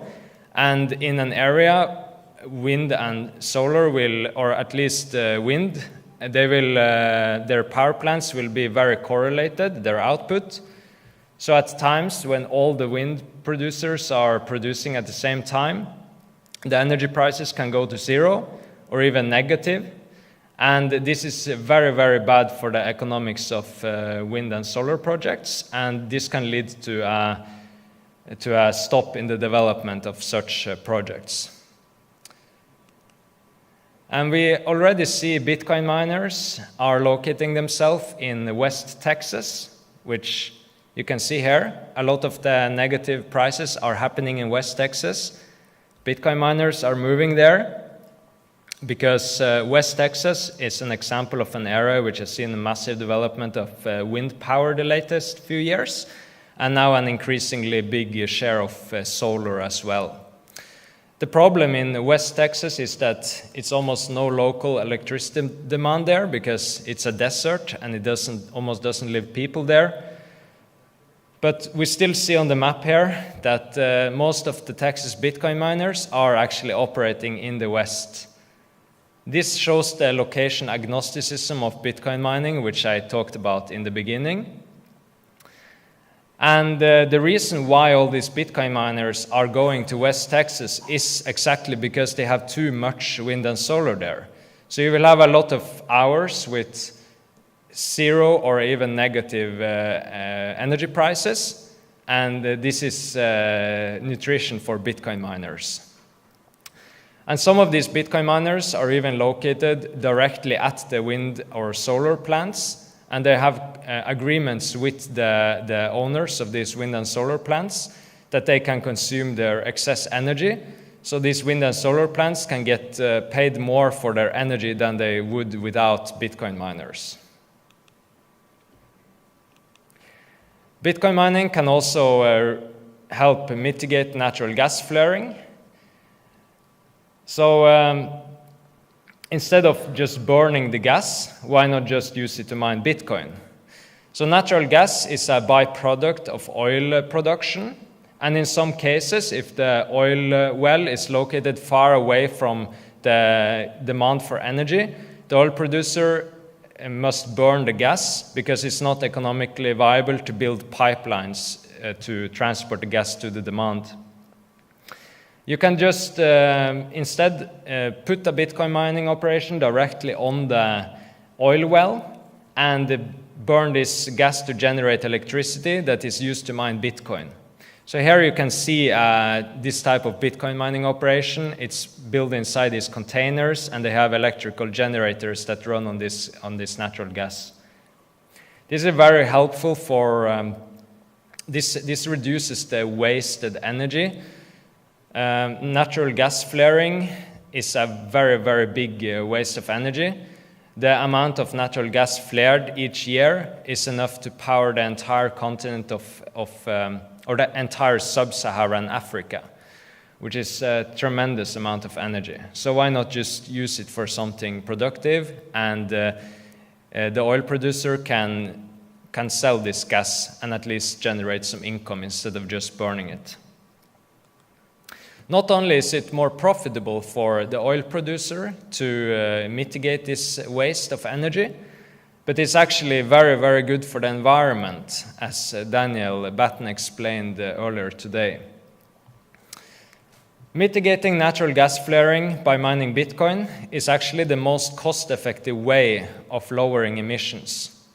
You can see here on this chart, per $1,000 investment, mitigating natural gas flaring by mining Bitcoin, it mitigates 5 times more emissions than building a wind farm. So for all climate activists out there, if you really care about the environment, the best thing you can do is to mitigate natural gas flaring by mining Bitcoin. Bitcoin mining can also lower heating costs. So a Bitcoin mining machine basically works like an oven. You get electricity into the miner, the electricity is used to generate Bitcoin, and out of the fans goes heat. So this heat, normally, until now, most Bitcoin miners have just treated this heat as waste, but why not reuse this heat? You can use this heat for a lot of different purposes. You can use it for district heating systems, for example. There's a miner in Canada called Mint Green, which has connected its miners to a district heating system and is actually heating a city in Canada with the heat from Bitcoin mining. You can also use it for food production, for example, greenhouses. This picture here of this greenhouse, it's a miner in the Netherlands which uses heat from Bitcoin mining to produce flowers. You can use it for salmon production, for example. You can even use it for whiskey production, because that also requires heat. So anything that requires heat, you can connect with a Bitcoin miner and use this heat from the Bitcoin mining operation.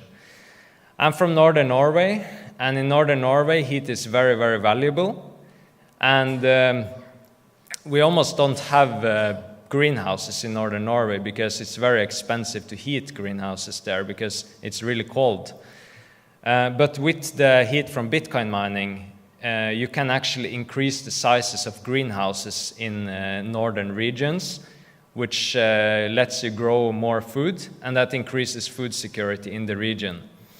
And there's a miner in northern Norway, which is called BitZero. It's where Arcane hosts our mining machines. And they are building a massive greenhouse there, which is heated by their Bitcoin mining machines. So you can do all kinds of things with this heat, and this is very, very economical because this heat is subsidized with Bitcoin mining, so it's essentially free heat. And it also has some interesting aspects on the potential decentralization of Bitcoin mining because heating costs are usually, or heating prices are usually correlated with electricity prices. And right now it's not economical to mine Bitcoin in, for example, France or Central Europe because electricity prices are too high. But heating prices are also high in Central Europe. So if a miner sells its heat output, it can be profitable to mine Bitcoin even in Central Europe. So we in Arcane, we are extremely bullish on the future integration of the Bitcoin mining and energy industries. The Bitcoin mining industry needs energy, and the energy industry has several challenges to overcome that we believe Bitcoin miners can help them solve. So we have all these synergies between the Bitcoin mining and the energy industry. And I really believe that we will see an integration of these two industries. And I'm really tired of this ESG Bitcoin energy FUD debate. But I know that if we get the energy industry behind Bitcoin, this debate will basically be over because the energy industry is the world's biggest industry. And if they can see the value in Bitcoin, then we have tremendous support. And that will be very, very important for Bitcoin as Bitcoin becomes a bigger part of society. Bitcoin is also, if Bitcoin succeeds, it will use more energy, and then it can actually be a significant energy consumer globally. And just imagine the energy FUD then. So Bitcoin needs to get the energy industry into Bitcoin, and I really believe it will happen. So this research report, as I said, we'll publish it in 1 week, so stay tuned. You can follow Arcane Research on Twitter, or you can follow me on Twitter, Jay Mellerud. And yeah, stay tuned. And I want to thank you all for your attention, and thank you to Surfin'Bitcoin for inviting me here. Thank you.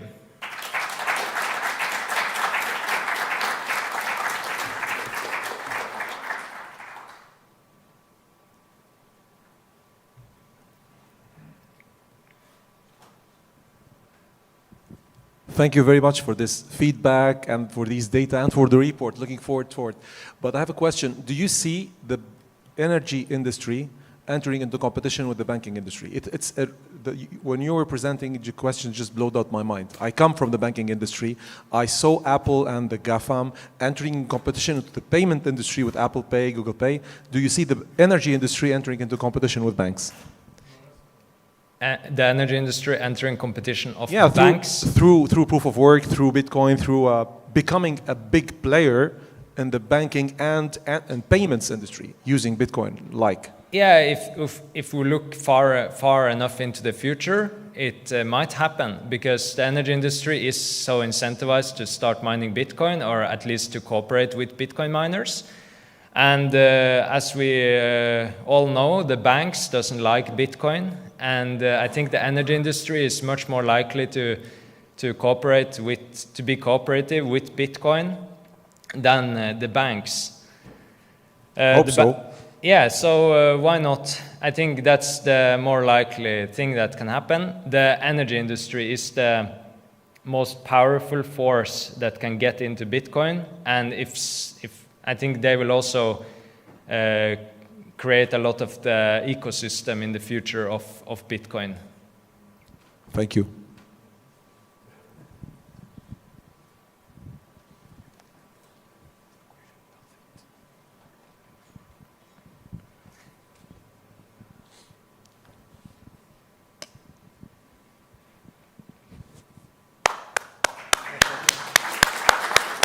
Thank you.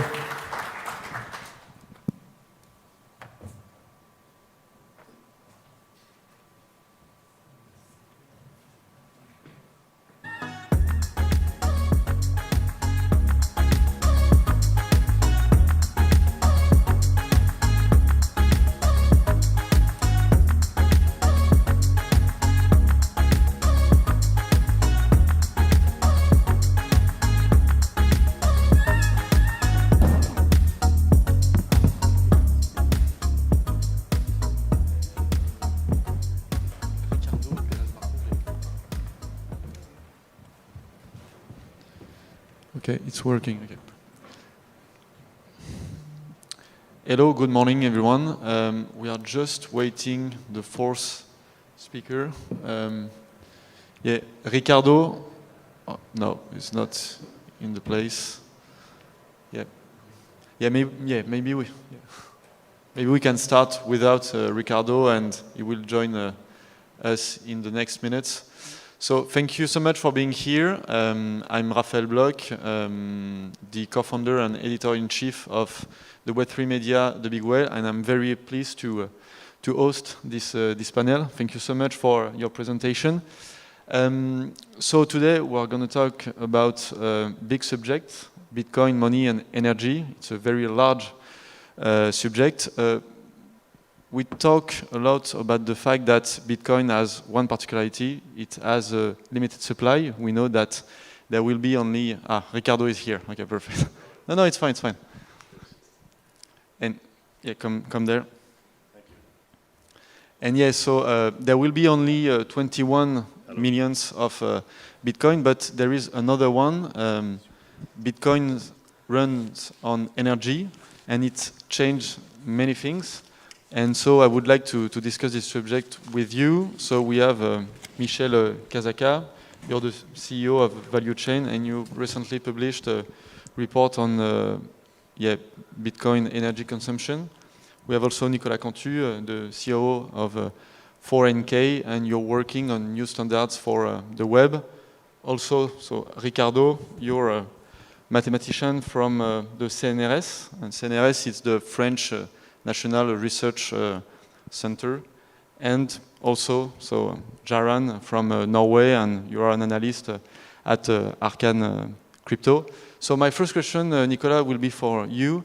So Bitcoin runs on energy. Is this the first currency running on energy? And what does it change for a currency to be run on energy? Yes, thank you for this question, because it's very important to remind that Bitcoin is agnostic from the kind of energy that it uses. And it's very key because we're talking about watts and joules, and it's a scientific unit. And it's very different to have a unit based on petrol or gold, because now we can talking with a scientific unit, so we can, it's like with the time, in fact. When you have a scientific unit, you don't need to have a central authority of the unit, because everyone by the math can predict and can watch the quantity of unit. The example with the time is very interesting, because we doesn't have an authority of time who decide that you use not the time as just as someone else, and so I prefer give you sometimes more than other. It's politic, and for now we have money policies, but not real money as a unit. With Bitcoin, we have a real unit for the value, a scientific unit based on the international system unit, so it's joules and second. And so now we can start to define the money mathematically, and it's very important because everyone in the world can have. If you have a watch, you can see the clock, and if you have a full node, you can see an universal information that is the value, and it's a very great new feature that the humanity have to have a new unit for things, and it's very rare. We are not so much unit, and that's, for me, it's the biggest point, and it's very linked to the information, in fact, and it's very important in the digital area. When all the exchange are informations, to have a natural link with natural unit, joules, time, to exchange the value, for transport of value, with the information directly relative to your unit that you can consult, watch, compute, without any context coercion or other collision. Okay, thank you very much. And so, Ricardo, what do you think about the fact that Bitcoin is running on energy, and the fact that money is more a political thing, and with energy it's totally shifting the way of seeing how money should work? Well, I mean, I think money is confidence, right? I mean, you accept something as money if you are confident you will be able to spend it later. And I think the roots of proof of work and the consumption of energy is precisely to base this confidence in something that is not forgettable. So I will say that, for example, for gold, we have proof of mass, right? This is the value of gold. You weight the amount of gold that you have. And this is not so different. I mean, as you know, if you're a physicist, energy is the same thing as mass, by a famous Einstein formula, right? So you want to base this confidence in some hard, physical, untamperable element like mass or energy. This is why we don't really know. Proof of stake proposes some other type of validation, but is not secure as proof of work is. Now, also for just physical reasons, I like to think in that way to the Bitcoin network. I'm a mathematician, but in origin I'm a physicist also, so I would like to see this as an isolated system that orders transactions. So ordering things means that the entropy decreases, so it means that the system needs an input of energy. So there are kind of fundamental physical reasons why energy should be involved in such a protocol. Now, the thing is that the physical principles don't tell you the amount of energy. So I think it's a good question to think about how much we can decrease the energy consumption without paying a cost on security. So this is something that I'm very interested in, that I think it could be very, very positive for the network. Okay. Michel, you want to react? I have an answer on that. Good. So today, after I've published the paper called the Bitcoin Crypto Payments Energy Efficiency, just know that today Bitcoin consumes 80 terawatt hours per year at the same difficulty rate. So without changing the difficulty, if you just update the ASIC miners, Bitcoin can operate at half this energy. Yeah, that's minus 50% without changing the difficulty. This is one first answer, but there's not all the answer. Because actually, the intrinsic value of Bitcoin is the energy. And this is not, money is not just about intrinsic value. So gold has an intrinsic value, the mass of gold and the work you put to mine the gold. But its value is the usage, it's the jewelry, it's the need, the demand for it. So for me, that Bitcoin has an intrinsic value. It's the energy. People who says, like Nassim Taleb or many others, of course, central bankers, Bitcoin is just a virtual currency with whatsoever non-intrinsic value. This is false. You cannot forge a Bitcoin without an intrinsic value consumption of energy. And it's a bijective relation because you can buy energy by consuming Bitcoin. So you can convert energy, you can transport energy into time. And what is money? Money is not a reserve of value. Money is not a unit of account. These two are the consequence of one thing, means of exchange. Money is the way to transport value over a distance measured in time. So that's it. The intrinsic value of Bitcoin is energy plus plus. Yeah, indeed, your point is quite accurate that we can increase the energy efficiency, improving the hardware. But as a mathematician, I'm thinking in other lines is to change a little bit proof of work to incorporate some reputation of miners. That could also mean a reduction of energy consumption without paying anything on security, or even improving the security in that way. But see, there are many ways. I think it's very positive to think in that way, because one of the main criticisms in the media about Bitcoin is the energy consumption, and people don't understand that this consumption is really basic to the protocol, and it's not wasted energy. It's energy that is used to secure the protocol. And money is confidence and needs security. This is the reason why. And so, Jan, you know very well the mining industry, and we saw this with your keynote. What do you think about the fact that this currency, Bitcoin, is managing a part through miners and new technology? First of all, I believe that proof of work is the only fair way to start a new monetary system, because you need to have a real world expand of resources for the ones who are creating the new money into the system. If not, they never have to sell, and you will see some of the actors who had a lot in the beginning just continue to accumulate more and more over time naturally. And that was also why Ethereum started with proof of work. It would be impossible for them to just start with proof of stake. First of all, it's the issuance of new units, and second of all is the ordering of the blockchain, the time chain, because you know that in proof of work, you know that time is secured between different blocks, but you don't know that with proof of stake. And also this energy that some believe is wasted. I believe in the future Bitcoin will consume a significant amount of energy. Let's say the energy consumption increases by a factor of 10 in 2040. That's a lot of energy, but it will be powered by mostly otherwise wasted energy. And it's a reason why, because Bitcoin miners are incentivized to always seek out cheaper energy sources because of the extreme competition of Bitcoin mining, and this will lead the average energy price in the Bitcoin mining industry to decrease over time.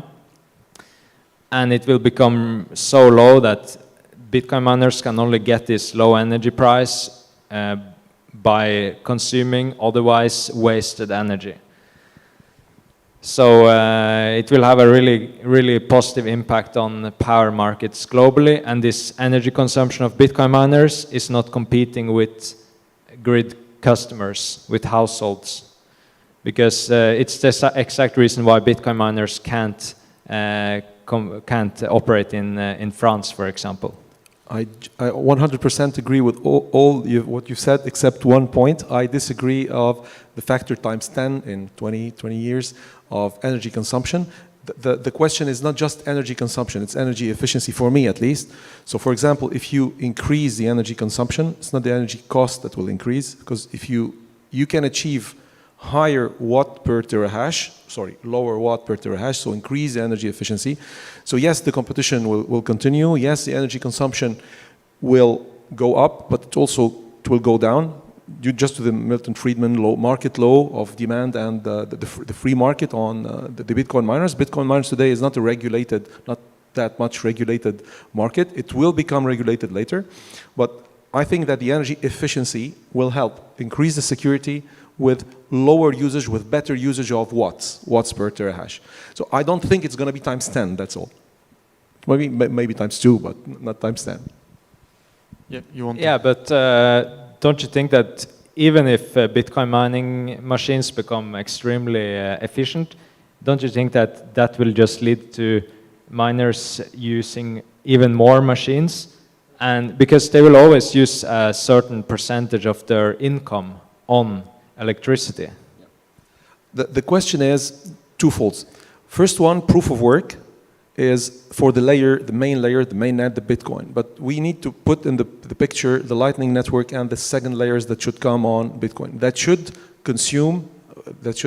allow Bitcoin to scale without increasing energy demand. So on the same energy demand, just so people know that 80 terawatt hours per year produce about 200 exahashes. The exahashes, nobody understands what's an exahash. I won't explain it to you, but just to tell you something, you put all the supercomputers of the world, even ones of the CNRS, you add to that Facebook, Apple, Google, all the big industrial data centers together, they don't produce computing power. It's not the same computing power, but they do not produce 1/1,000,000th of the power of the computing power of Bitcoin. So the quantity of computing power that Bitcoin is processing today is extremely unimaginable. We need to transform this into the real economy. Lightning Network is one of the ways to put it into use, to scale, for example, payments, plus other things. So the idea I have is the following. We already have enough power of Bitcoin to almost transform all the digital services we might imagine from now to maybe 10 years, without just increasing the use of energy. We can have better use of existing energy. Of course, the competition will make it grow. The question is, it will not grow like times 10 very quickly. The competition will make it slow also for efficient reasons, energy cost reasons. As you said, demand and stop whenever you want to put it on, when you want to put it offline. So we'll wait and see, but the idea is to transform this energy into something green in the economy. Yeah, but I think that there will be always competition, and I think the competition will be about the wasted energy that precisely is the ideal energy to mine Bitcoin. And this is also a major technological achievement of Bitcoin, is that right now we can use energies that before were not usable because you need to build infrastructures, and for mining you only need a data connection, right? Which is completely magic, that you can use this energy and make it efficient and usable for something. So. And do you think that it's sustainable? I mean, Niklas, in 10 or 20 years, do you think that this system will be? Yes, because it's a new incentive to innovations, for new way to efficiency, to use the energy with the most efficiency. And also to start to reuse the heat of everything who produce, who transform the energy. But it's also sustainable because with the numeric specifically, 10% of the global consumption energy, because the security of Bitcoin is on the keys into the users, and they can encrypt their data from the beginning, so there are no so much metadatas who are exploited by giga data centers who exploit our private data for the person, for the industry, for the states, and it's also some industrial leaks. Because we can't do that, because at the beginning we are transform this energy for all the year of the usage who pay with Bitcoin for this first security. And it's very important to see that if we continue to deploy the Bitcoin infrastructures and to build a layer and to pay for this time stamping who consume energy, we can drastically reduce the energy of the global numeric consumption, because we enter in the new area with the power for the user to encrypt their data. And it's measure new things, because before our device were not able to encrypt. But since 10 years, since around Bitcoin launch, it's possible. And it's transformed the security, and where is the security? And it's able for us to protect with the encryptions. And that's why for me it's sustainable, because at this state, with internet in the digital age, we cannot continue to pay with actual payment systems because of the security issues. We cannot use the net, and everything is a numeric representations, so we cannot still live in security, and the state cannot secure us in this. So we fundamentally need to have this Bitcoin timestamping and this type of unit to secure all our transfer of informations, payments, but it's informations, and all of this is energy, because it's come from the effort, the real activities that we do in the real life. I'm not sure to be clear, that's a vision, but I think the transformation of the security, and where is the security, and where is the energy, it's very important for the day-to-day life. Michel, you want to react? Just one comment. 100%, this is the price of security. The energy consumption is definitely the price of security. The question is, you were saying that payments, we cannot continue to use payments online because of a problem of security. Let me just nuance a little bit this one. Electronic payments are very, very secure. The question is with which cost, with which efficiency, how much energy do they use to give us this security, and how Bitcoin proposed maybe a different way. Today, definitely online payments have 20 times more fraud than vicinity or proximity payments. The credit card, the smart card, is an extremely secure. Almost like Bitcoin, even better if you want. Let's not just enter into comparisons here. But for online payments, we have a small problem, 20 times more fraud of online payments, because the system of electronic payments is not designed very well by conception, by design, to be secure online. Although the fraud online is extremely acceptable, but the cost of it is very, very high today. Now, Bitcoin consumes, as I said, about 80 terawatt hours to give us this extreme security on crypto payments. Banking industry, to give us the same level of security, or a little bit less, but let's say the same level of security, they consume 30 times more energy. More than 2,000 terawatt hours per year to give us the same level. So Bitcoin, from a security point of view, uses 30 times less energy to give us a higher security. Although even on a single transaction level, the cost of energy of one Bitcoin transaction compared to the cost in energy of one electronic payment transaction, they are as efficient. Bitcoin consumes as much energy to do the same work, transporting value into time faster. There they consume a little bit less, but they take about 48 hours to finish the same transaction. So they are as efficient. So that definitely the security part should give the balance from the side of Bitcoin. Yeah. You want to respond, Niklas? I think the core security in Bitcoin is in the keys. And I think the use of the energy is to create a unit.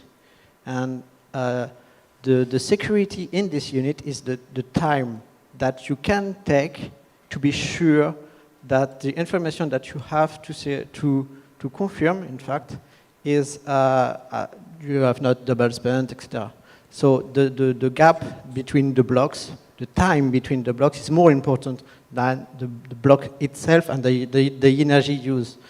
Because we need to, the security need time, and we need to because it's a distributed network too. So we need to make an arbitration in between the message. And for me, it's you have no security if you have no strong keys in the for the users. It's for me core, and you absolutely need to have a timestamp machine, and to have a time lap of data, and the energy is the transformation of this time lapse, in fact. Okay, thank you very much. So we're going to make a little Q&A session. If you have some question, feel free. Yeah, over there.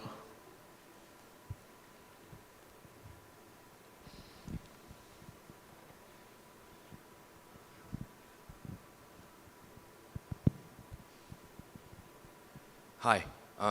Thanks for the panel. It's a very interesting one.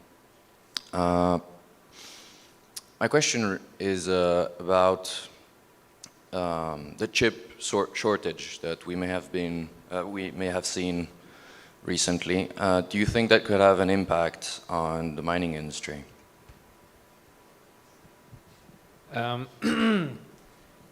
Yes, I think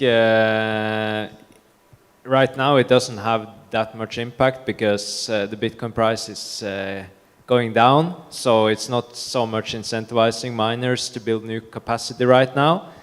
But let's say that instead we were in a big bull market right now and the price was above 100K, then of course miners would scramble to get as many rigs as possible, and the big rig manufacturers would try to produce as many as possible, and they might not get enough chips, and the prices of rigs would go through the roof as a result of that.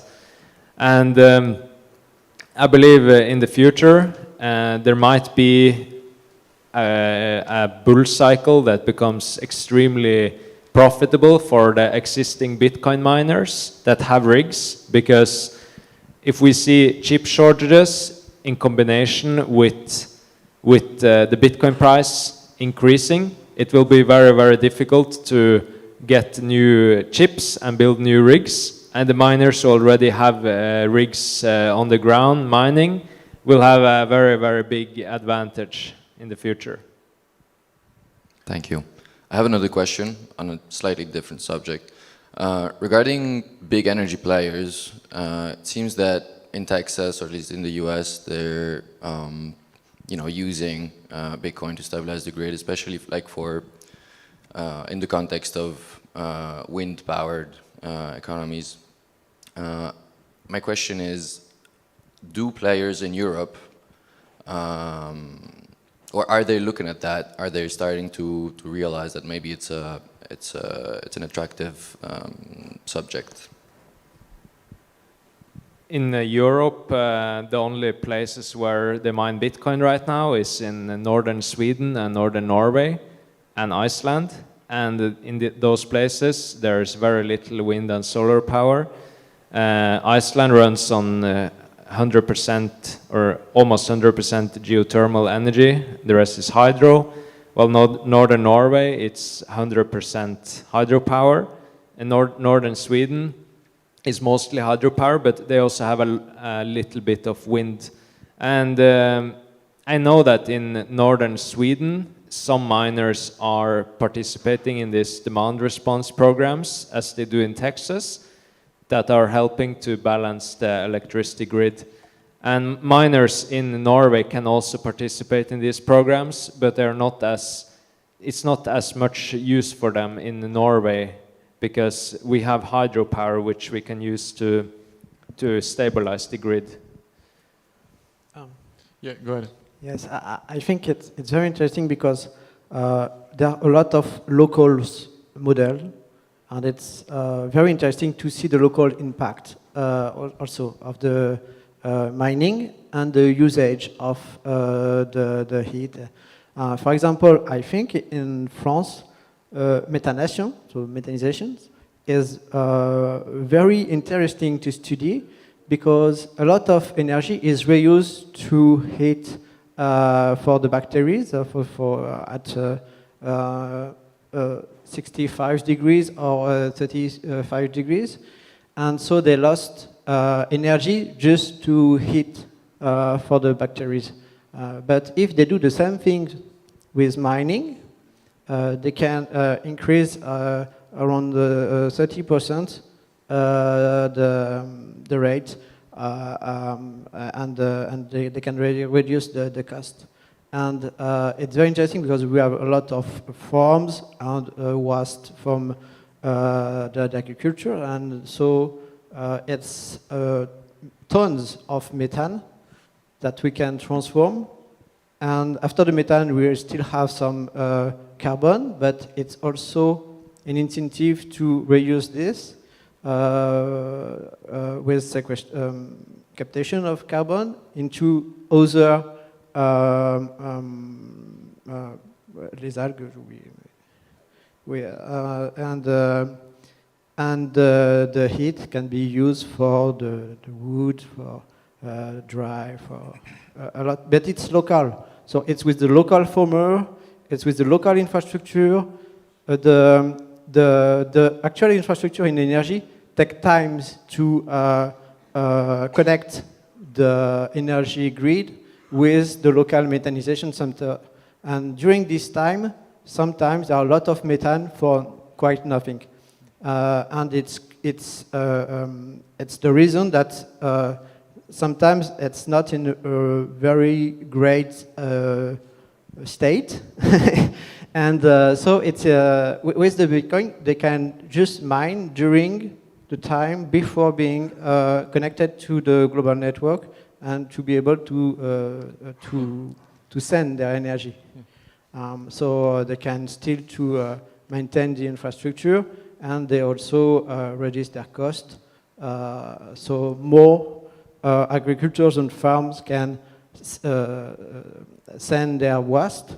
And but it's very interesting to see that it's a local circular economy between the infrastructure, the local source of methane for this case, and the other need of heat.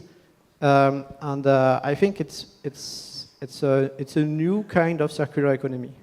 Thank you very much. Just Two very quick additional comments.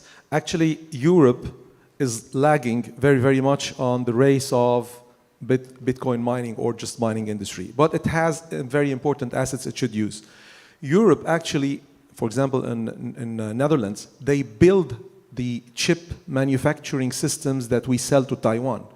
So if there's any problem in Asia, the design is made in the US, the manufacturing of the machines are done in Europe. We do have science, we do have experience, we do have knowledge, we should capitalize on that, first thing. Second thing, to be very pragmatic, it's going to be very hard to develop huge mining very quickly in Europe, but European miners are not just only mining here in Europe, they are going to build mining systems in Africa, Latin America, and Canada.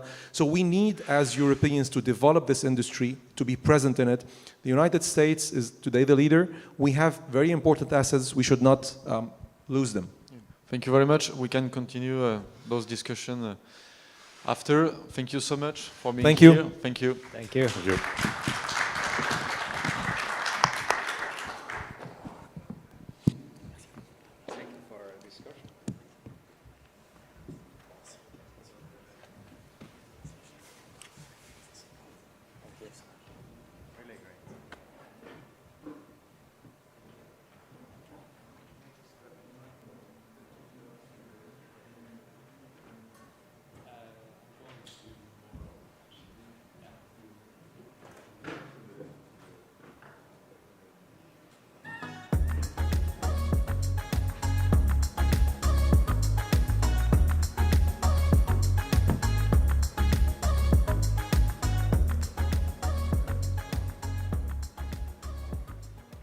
Mic check, mic check. Okay, it works. So, hello everyone. I'm really sorry that I'm not static here. standing, because what I will be talking about today is something that really excites me, and I cannot just stand here and talk about it. So I'm here today to talk about, Stratum version 2. So Stratum version 2 is a next generation mining protocol, and hopefully by the end of this presentation, you will realize why it matters, why it is important, and why we need to push it as soon as possible. So, a little bit about myself. I'm the guy on Twitter, Pavlonex. I work on a lot of open source projects. My most work is in BTC Pay Server, which is an open source payment processor. And I'm also very lucky to be able to work with Spiral, which gives me grant to work on, I guess, Bitcoin design and Stratum version 2 as well. Besides these projects that I'm involved in, I also founded a non-profit organization called Bitcoin Smiles, which I guess fundraises money to get dentistry to people in El Salvador. So we managed to get complete dentures for over 50 people in El Salvador. And then we also managed to roll out that program to the kids in schools to get them prepared for the future, because dignity is what matters, and we want kids, elderly people, to have as much of that as possible. So I also co-founded a local community in Serbia, 21, 21, and what we do is basically, educate people about Bitcoin. So quite a lot of stuff, but today I'm here to talk about Stratum version 2, and that's a mining protocol.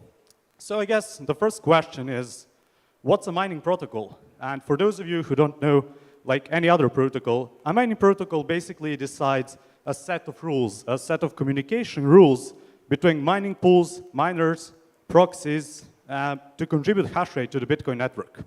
So it's not different than any protocol, let's say. But what's so good about it is that if we look at the history of mining protocols, we did have Bitcoin client, we did have get work and get block template, and now we have Stratum version 1, also known as Stratum. But to differ between these two, one is Stratum version 1, the other, the better, and one I hopefully will get you excited is Stratum version 2. So Stratum version 1 is the protocol used today, and it's been adopted since 2012, which is crazy. So if you take it into consideration that it's 10 years since we did a change to the mining protocol, you must ask yourself, is Stratum version 1 that perfect? We don't need any upgrade to it? Does it make sense to even have anything else? And hopefully, my slides and myself will persuade you and, I guess, build a good use case for Stratum version 1. It's been made by Slush, so since then, it's been in use. And if we take a very simple metric as a hash rate, if you take a look at it, the growth of it we had is insane. And since 2012, nothing changed, nothing. And 2012 and today, we're in a completely different industries, where basically mining is now a huge industrial undertaking. So there is no way that it's been optimized for today, right? And yeah, so I will give a good case. But first, I want to also say that I'm not bashing Stratum version 1. I think for the time, it was an awesome improvement. But as you can see here, so basically we have a mining device which communicates to the non-standardized proxy. And I will explain that in a moment. But basically, the communication between all of these devices, and I'm sure that maybe some of you will be shocked, are unencrypted in plain text. Miners may today, for the future, for 2022, communicate in JSON RPC, in plain text, so that anybody can read the communication. Well, including the attacker, right? So, first attack vector here is that obviously an attacker can just intercept the connection. They can even act as a pool, basically, so that you as a miner would have no idea if you're mining to a proper pool. But more importantly, they would be able to steal the hash rate. And this is, mining pools won't tell you this, but this is a very common attack. But if a mining pool today would say, somebody hijacked our hash rate, so, you know, we are not really a good mining pool. We don't care too much about security. Of course, they wouldn't say that. So it's something that mining pools keep quiet about. But theoretically, and I witnessed this in practice because somebody contacted me a few weeks back that there is somebody trying to intercept their connection. So you have miners, you have non-standardized proxy, because proxy is very important. It aggregates all the communication and sends it to the pool server. Okay, that's all good, but one question that I always ask, I guess newcomers, and that they always blown away, like mind blown, how? Is when I ask them, do you know who actually includes transactions in the block? And people would usually, and I'm sure some of you here would say, miners. Miners get to pick which transactions get included into block. Well, I don't want to like ruin the fun, but it's not actually the miners that include transactions. It's the mining pool, a handful of entities picking a transaction. For all of us, of course. And of course, individual miners, but yeah, the percentage of those is not, I guess, as high. So, to like recap on Stratum Virtual inefficiencies, like data flow is plain text. It's obviously vulnerable to man-in-the-middle attack. It's not authenticated. And like, so insecure for miners. Data bandwidth as well. So it's been made to be human readable. And machines, of course, are way better with having a binary format. So it takes a lot of time to serialize and deserialize these messages. So it's not as optimized, really. And also good thing is that, bad thing, well, I guess for V1, but good thing for V2 is that it's not standardized. So proxy is not part of the, I guess, the specs, which is weird because all of the mining pools need proxies in order to aggregate all of these communications. So it not being included means that it's left for interpretation. So anybody can just implement it any way they want. They spend a lot of effort on it, and you know there is no real standard for it. So, and I think the main point I will try to like make today is that it's prone to censorship. So this means that the pools that selects transactions that go on chain, and I really want you to think about this and just think about the possibilities with all the recent things that have been going on with another chain, with like Tornado Cash and things like that. We really need to build protocol that will immediately set us for success and so that we are actually able to be uncensorable. So, luckily SV2 fixes this. It's encrypted, authenticated, standardized because proxy is part of the specs, flexible, optimized, and democratized. I just want to give a big shout out to like SV2 original creators, which is Moravec, Jan, and of course Blue Matt. So SV2 fixes all of this inefficiencies of the SV1. And a complete configuration of the SV2 would mean that we have mining firmware with SV2 enabled. We have SV2 proxy. What is great is that in a complete configuration, we will have template provider, which is something, and I see Gloria is here, that we need to have in the Bitcoin core, and we have a PR ready for that. We are rewriting it in C++ because it was earlier in Rust, but we'll have that one ready hopefully soon, and then we'll talk about the implementation of it. So basically, a miner would run a node and be able to pick transactions that go into the block. So they will be able to negotiate it with the pools this time, which also means that you can easier detect if the pools are censoring now because you're also running your own node. So right now it is very hard to detect that. I don't know if it's even possible, but okay. There are two adoption paths, and I really want to emphasize this because there are a lot of confusion. When I talk about SV2, most people would say, yeah, it's a brains thing, slash pool. You know, we don't really want to implement it. It's a power play by slash, even though it's really that like argument really doesn't make sense. Actually, there are two implementations. So if you like look at the Lightning Network, it has multiple implementations. So does SV2. So the first one is implementation by brains, and the second one is the implementation that I'm involved with. So we're a complete implementation, completely open sourced, and of course free. So let's take a look very quickly of how Brains uses SV2, formerly known as Slush. So they have SV2 firmware on their devices. They are communicating directly to the pool. So there is no proxy, but they are also selecting the transactions themselves on the pool. So they implemented it, a portion of it, a portion of the SV2, but basically they got advantage of encryption and some data, bandwidth saving, but they are not getting full, I guess, complete implementation of Stratum. So the one I will be referring throughout this presentation, and I see that I've been talking a lot, so I will try to keep things quick, is an independent, community-run, fully open source implementation on Stratum v2. And we are actually so focused on coding it that we don't even have a website. But we will have that soon, which will hopefully, like any legit project, you know that we're legit when we don't have a website to present anything. But this is coming very soon. I promise we'll have an awesome website. Bitcoin Design Community is helping us design it, which will hopefully explain all of these things that I'm ranting about or yelling about now in the weird accent.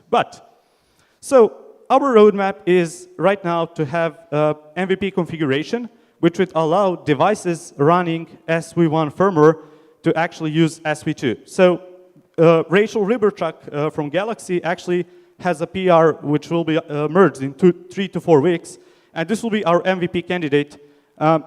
And afterwards, we want to invite early adopters to actually test Stratum v1. We want it tested, stabilized, optimized, and like long-term picture is complete Stratum integration, and let's fucking go.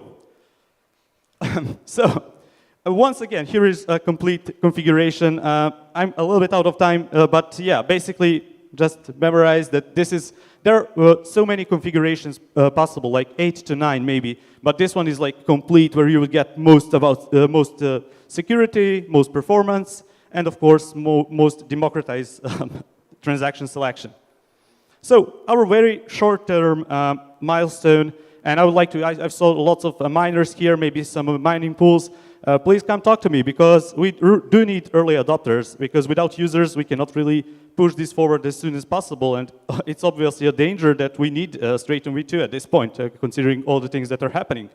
So hopefully we will roll out in few phases. Like first we will have like test things on testnet, reg test of course first, but testing it on mainnet requires your guys' help and a little bit of hash rate that you can borrow us, because we're just the developers, we're not really miners.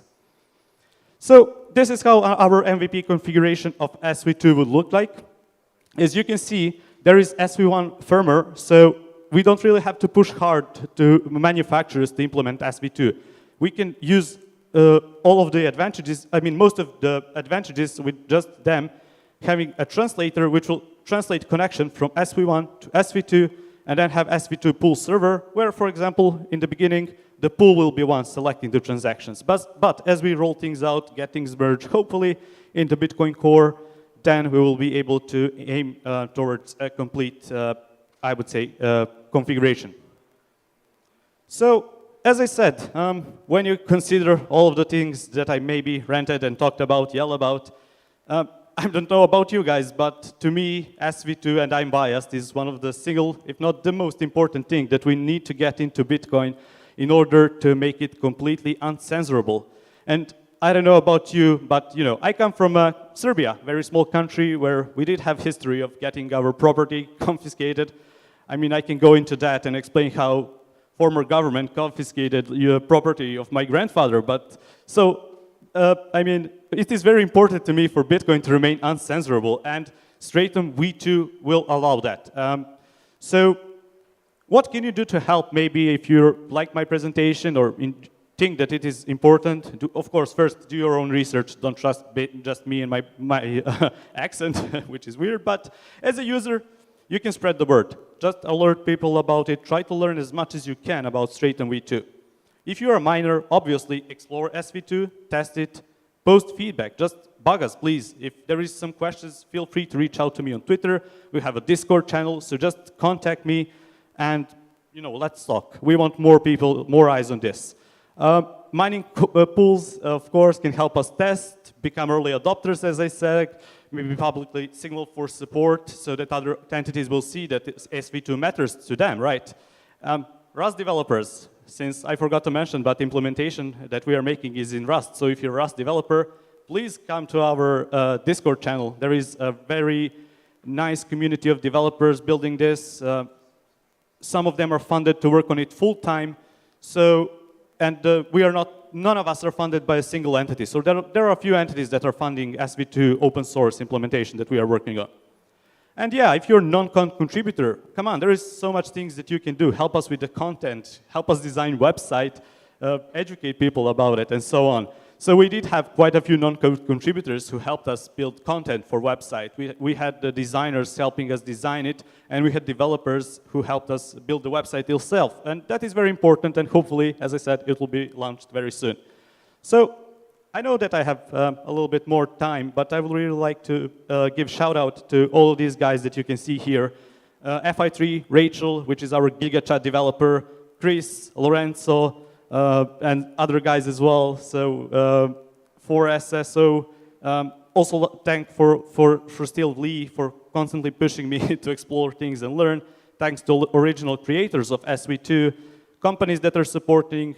Also thanks to BTC Pay server because they aren't mad when I'm working on Stratum and not BTC Pay. And I forgot to include, and I know that they will rage at me, Bitcoin design community, my wonderful colleagues, which are helping so many open source projects in this space. So shout out to all of them as well. I guess that's it. We do have a GitHub, we do have a Twitter, website is coming, so just follow us on Twitter. And yeah, let's try to see, learn, and hopefully get this implemented. And with that said, I do have a little bit of time left, but yeah, let's open it up for questions if there's any. Thank you. Thank you.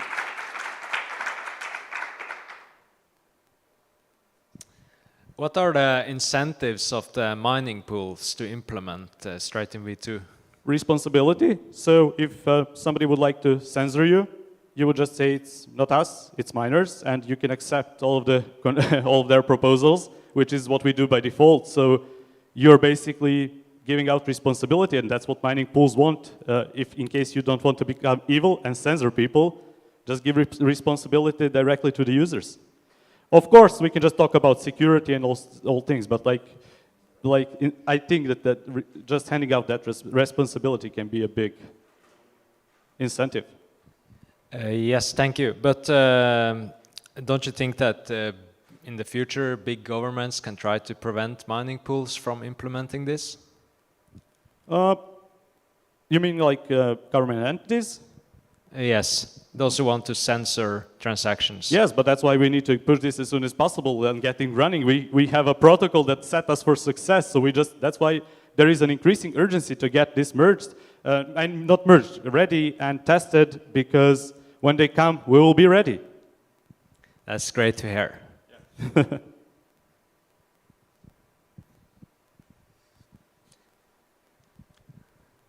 Are there any disincentives to adopt SV2?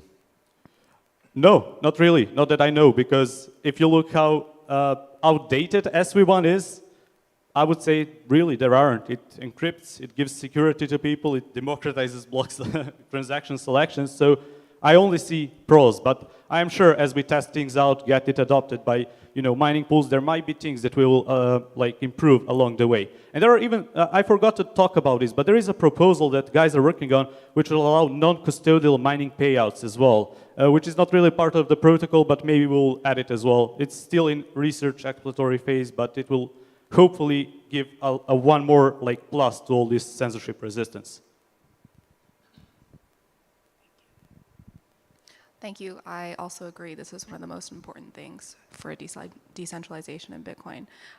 There was a slide where you kind of maybe hand-waved over the first step being that the pool manager is still creating the block template. And then, yeah, this slide. Yes. Can you maybe go into more detail about what the process is for moving from that to the decentralization step where all the miners are creating their own templates? Yeah, quite honestly, it's just that we need to get it finished and create a PR in Bitcoin Core and then get feedback from you guys. We do have an open PR, but we decided it uses a little bit of too much Rust code, and we don't want that, so we're rewriting it C++. So hopefully we'll have everything perfectly ready for you guys to review and provide feedback. But basically, we are just making baby steps here because miners that are running SV1 firmware can use this, and we just want them to try things out as we are preparing that PR in the core.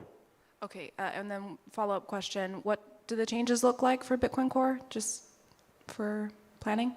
Yeah, so I'm probably not the good guy to ask this question, but there is a developer, Chris, collaborating with Matt Corallo as well, and I would be happy to follow up with you. I guess after the talk I can ping them to answer any specific questions, but I have not been following up on that one, sorry.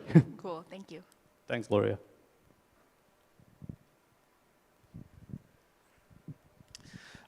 Do you think mining pool will want to adopt this quickly, or do they want to keep Stratum V1? Because there is the fact that today mining pool have Stratum V1, they can push some transaction, right? So they can use that as a source of profit.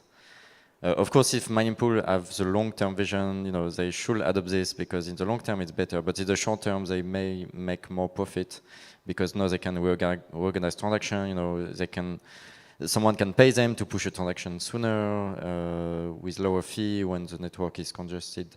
So how do you, I don't know, maybe my first question is, do you know that mining pool, you know, how many want to adopt this already? Is there some signaling about that? And yes. Do you see some pushback against some that want to profit in in the short term? You know, Stratum, we've been talking about it for 2 or 3 years. There wasn't really a community-run implementation. You know, there wasn't really need for it until now that all the censorship is coming along and all the potential risk.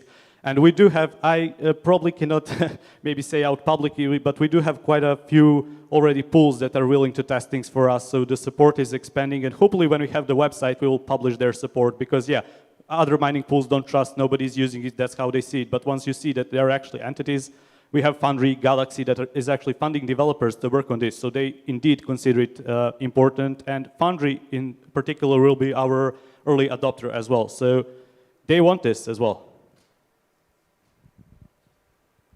Hi, thanks for your talk. My question is like in a long-term view where there are pools that implement Stratum V2 with the possibility for the miner to pick up the transaction by himself.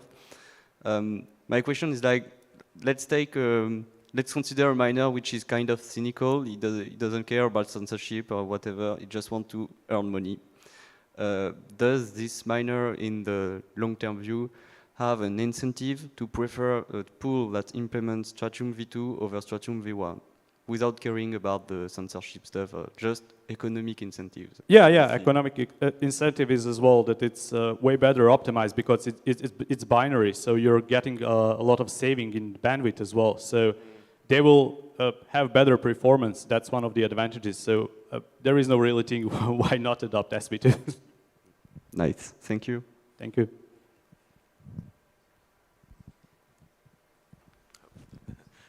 Hi, thanks for your talk.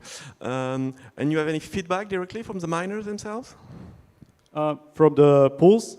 Yeah. So as I said, we still need to launch our MVP and then basically iron it out based on their feedback. So in 3 to 4 weeks, we will have a very basic MVP configuration, and then they will test it, give it back feedback to us, and we really hope in the next few months we will have things ready for them. Thank you. Thank you.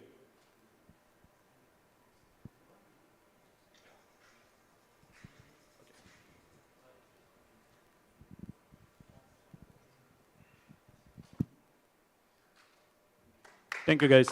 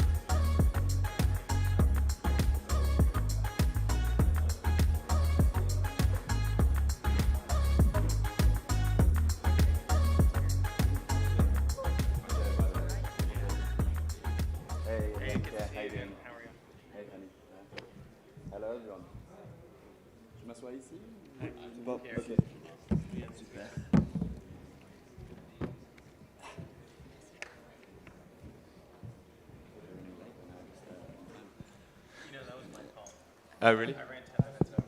Oh. Like first thing this morning. Hello, everyone. Great turnout for what's going to be a very exciting panel. And hello to everyone on YouTube. I'm not sure where the camera is. My name is Joe with Cointelegraph. But for the sake of this conversation, consider I am Joe at Bitcoin Telegraph. I'm very excited to talk about the future of hardware and mining with Fanny, Pierre, Julien, and of course myself. Before we get into the questions today, I would love it if you could introduce yourselves briefly, and if you could answer the question, have you ever mined Bitcoin at home, and were you successful? Shall I start with Fanny on the right? Hi everyone. Je suis très contente d'être ici en France en tant que Française et de pouvoir parler de ces sujets importants. So we're going to switch here in English. So I'm CEO of Sato Technology, mining company listed on TSXV, so in Canada, Toronto Stock Exchange. We mine from Quebec, so it's hydropower. And my background is more financial background, so I'm a CPA, Canadian CPA, so it's for French people, it's commissaire aux comptes, so audit, accounting, financial reporting, so that's my background. But have you mined Bitcoin at home, and were you successful? No, not home. Not at home, okay. However, we have a farm. Yes. So, so you're successful there. Exactly. We know how to mine. Good. Pierre. So my name is Pierre Auchard. I'm the VP of Research at Riot. Riot is one of the largest miners in the world. We have produced, or we've built up 450 megawatts of capacity of mining in Texas, just north of Austin. And the site as a whole will have 750 megawatts. And then we're also starting a new site in Corsicana that will be 1 gigawatt. So that's Riot. As for myself, when I first started learning about Bitcoin, this was like late 2012, early 2013, I was browsing the Bitcoin Talk forums. And everyone was complaining about their orders with Butterfly Labs, that they had put in deposits, prepayments for buying mining rigs from Butterfly Labs, and that they were waiting and waiting and waiting. And when I was reading this, I was like, okay, I am never going to be involved in Bitcoin mining. I'm just going to buy spot Bitcoin. So Jason, the CEO of Riot, assured me that I won't have to deal with Bitmain. We've got experts for that, and that I can focus on Bitcoin and the research side of things. So I'm grateful for that. The other problem with home mining for me is that I have terrible luck with regards to hardware. So I think I would probably burn my house down, and my wife would not be happy about that at all. So I've got some reasons to just delegate that to the crew at Riot. Okay, very good. It reminds me of that phrase in Bitcoin, you can't change Bitcoin, but Bitcoin, changes you. And over to you, Julien. Hello, so I'm Julien Femry. I'm CTO of Summit Mining, who is a little bit different than other mining company. We have a decentralized hash rate with farm around the world, around 12 sites. So, yeah. For me, I tried mining at home. I started at home since 2017, and I never stopped. Honestly, yeah. I love the hardware, and yeah. So you were successful in mining Bitcoin at home? Yeah. Good to know. Okay, fantastic. So we've got a panel here that covers not quite all four corners of the world, but we have Quebec, we have the US, and we have France. Personally, I did try mining at home, but similar to you, Pierre, I thought I'd also burn the house down. So not a good idea. But before we go to talk about hardware, I just want to get a sense of what's the mining environment like in your respective jurisdictions around the world. Anyone like to go first in particular? I can go. I think the Bitcoin mining ecosystem is very interesting because it's one industry where we help each other. we are peer, not competitors. We share a lot of data, and it's something very powerful. In North America, we meet, if it's not every week, it's every month. We discuss, we share, we promote innovation and explain what is mining. We had very good panel on environment, but it includes a lot of people around mining. So we have a researcher, we have an engineer. It's a huge industry, and it's something that we should keep explain to people. It's not few miners, it's a big and growing industry that we have here. It's a young one, and we have to continue to work all together on this. But in Quebec, just to pick up on something there, in Quebec specifically, I remember you saying a few days ago that there's been a moratorium on the ability to, is it establish new mining operations? What's the situation like currently in Quebec?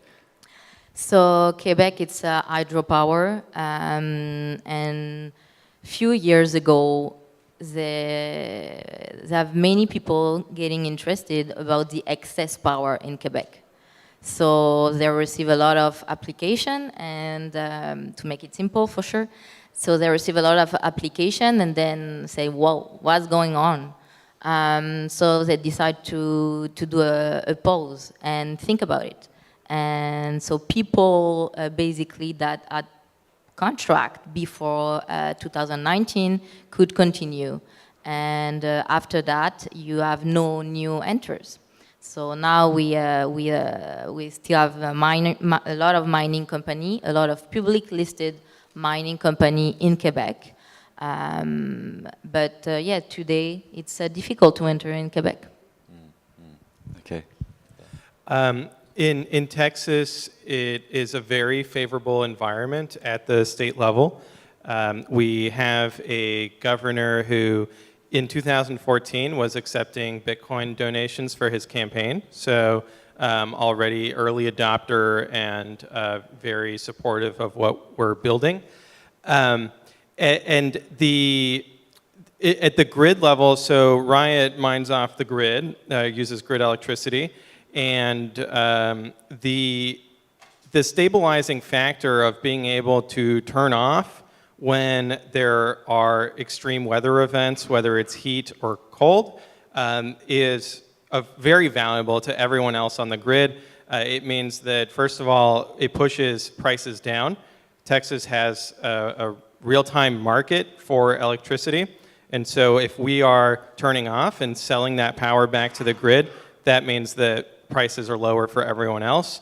And second of all, the peaker plants that turn on during when there is a lot of demand for electricity are generally coal and natural gas. And so from that perspective of carbon emissions, that Bitcoin mining has a very positive effect of reducing the amount of coal and natural gas in the energy mix.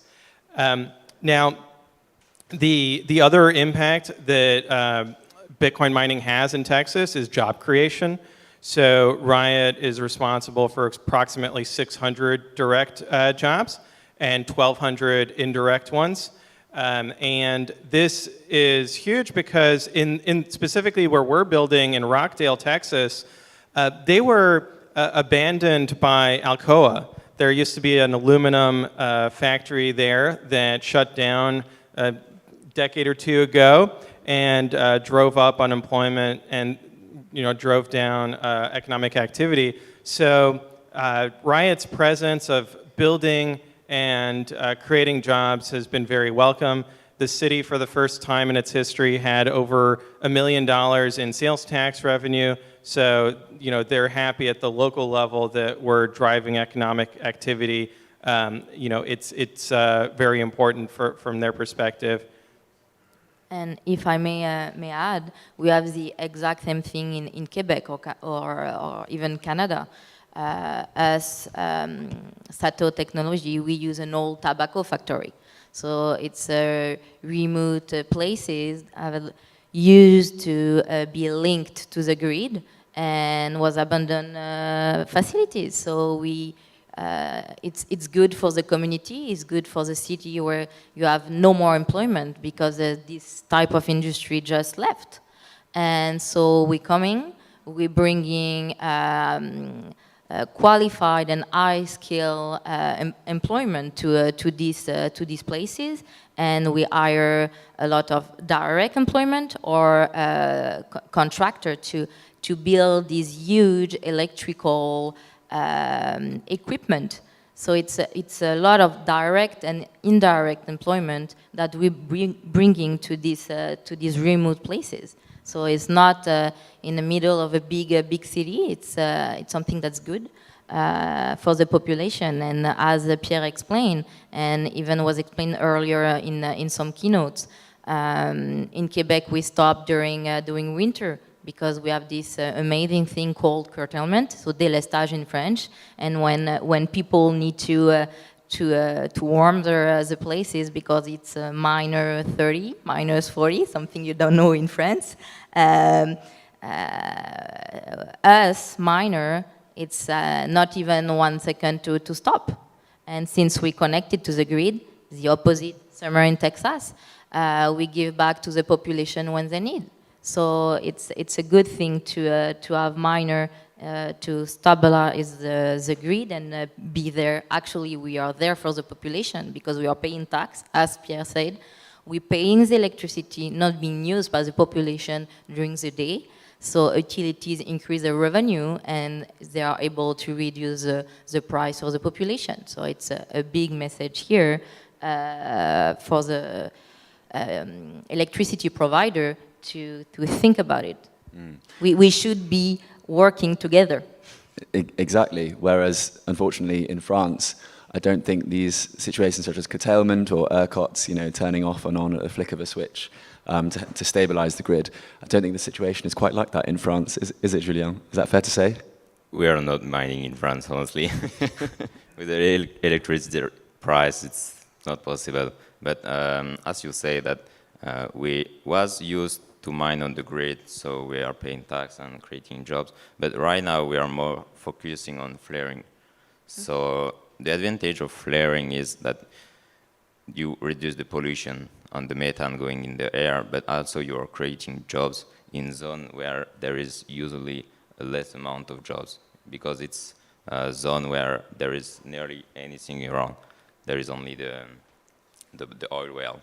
So yeah, I think Bitcoin mining have a really good impact on the energy industry. Yeah, and it seems to be we're just scratching the surface of these, methane capture or flaring. Daniel Batten's talk earlier this morning really underlined the potential there. Are there any places in France that are currently doing that right now? Is it the conversations with government, or how does it work? In France? Mm-hmm. What about what? Sorry. The flare, methane flaring, yes, to then mine Bitcoin off the back of it. I didn't try it in France. Okay. So throughout the history of mining, we've gone from CPUs to GPUs to ASICs. What's next? And is it going to be a viable solution for everyday people, those that want to set up a mining rig at home and contribute to a pool? In my opinion, and that's only my opinion, but I don't see really a future about the mining to mine Bitcoin at home.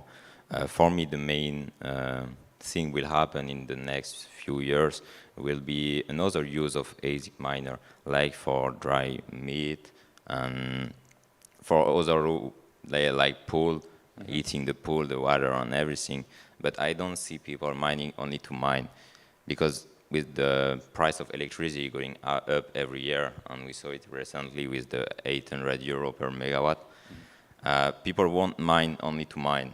They will mine for something else. And that's, I think, the beauty of mining. It's we mine, we use electricity, but we're creating something. Heat. And heat can be used for many things. And so it's free heat. So what we are working, all the miners, is to build a circular economy around this heat.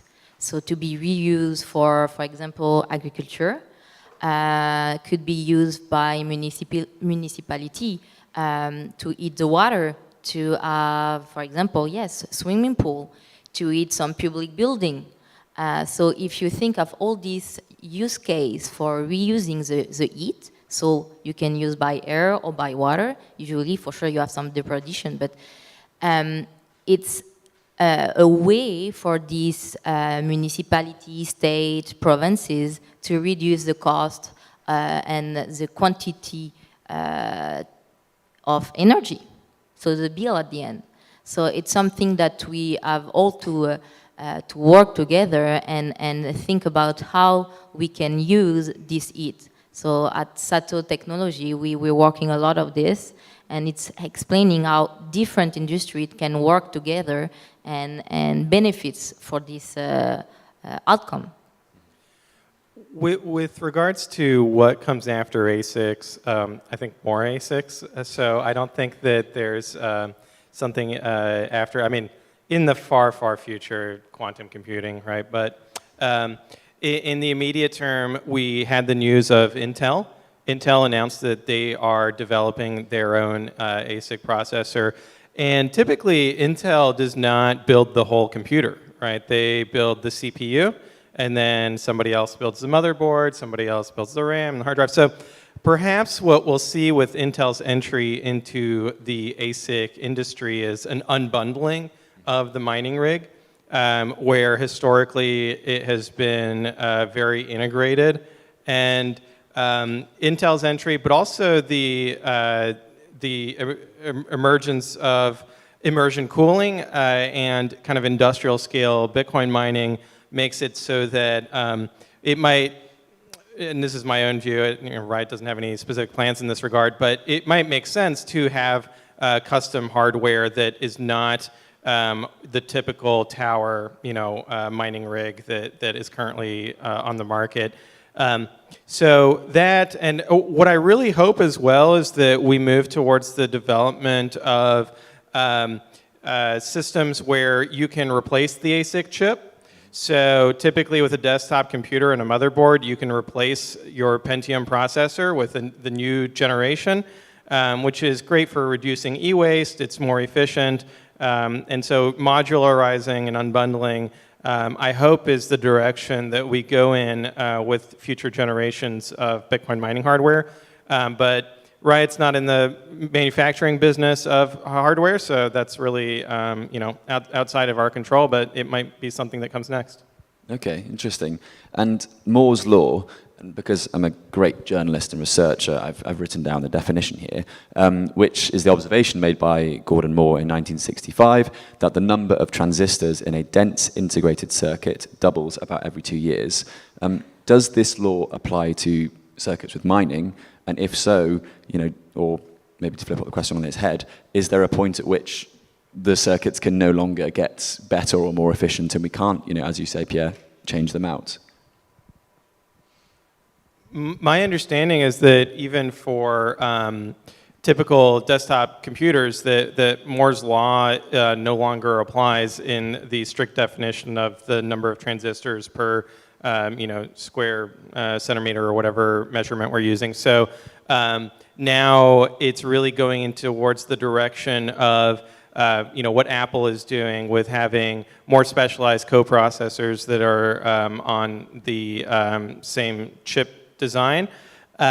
So with regards to ASICs for mining, I think that we're probably heading towards very strong diminishing marginal returns, and that the efficiency gains from here on out will be single-digit percentages rather than double-digit percentages that we've seen in the past. As especially with the entry of Intel, but TSMC as well. Like they're using the latest semiconductor technology to build these ASICs, and so there's a limit to how small they can get the transistors, and so there's a limit to how efficient these ASICs could get, and then it really will get into other parts of optimizations that we could do outside of the chip.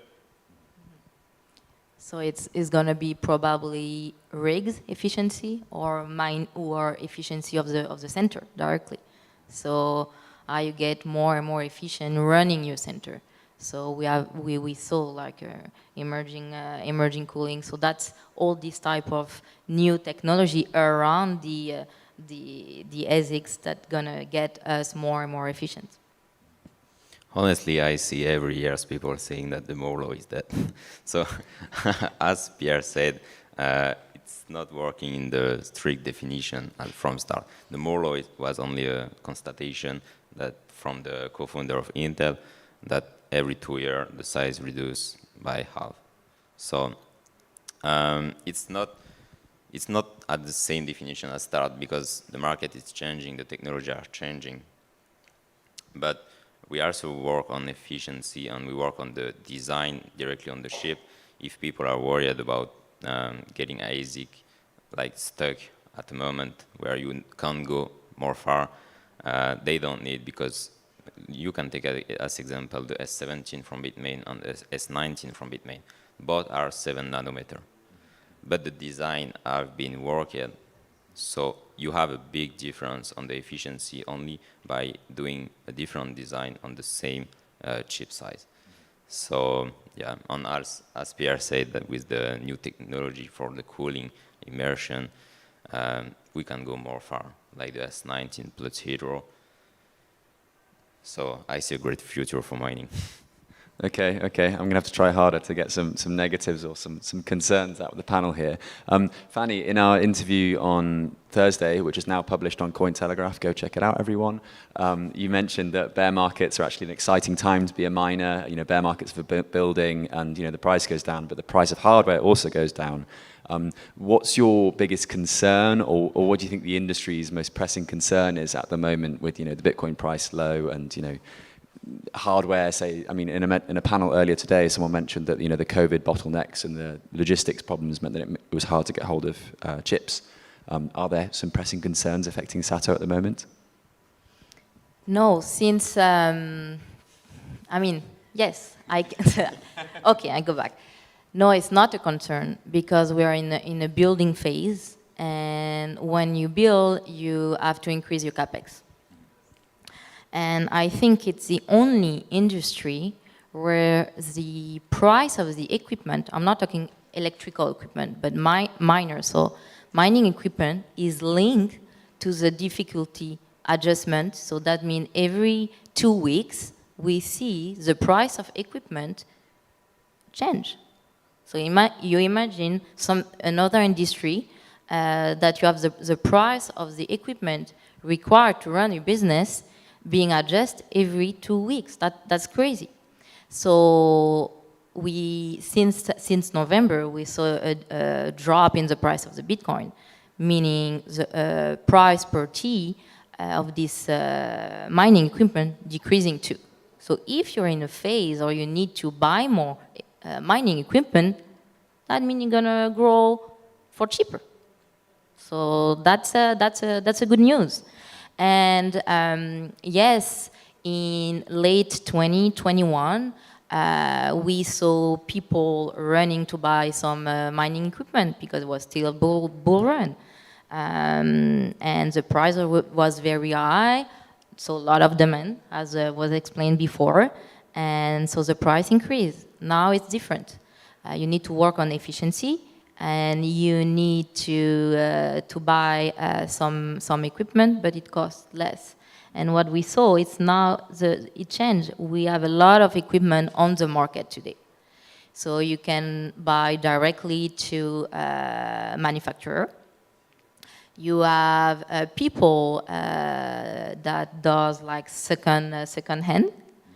And you have people working on the whole industry. I can name Foundry X or other initiative, Luxor, that managed and source equipment for mining company.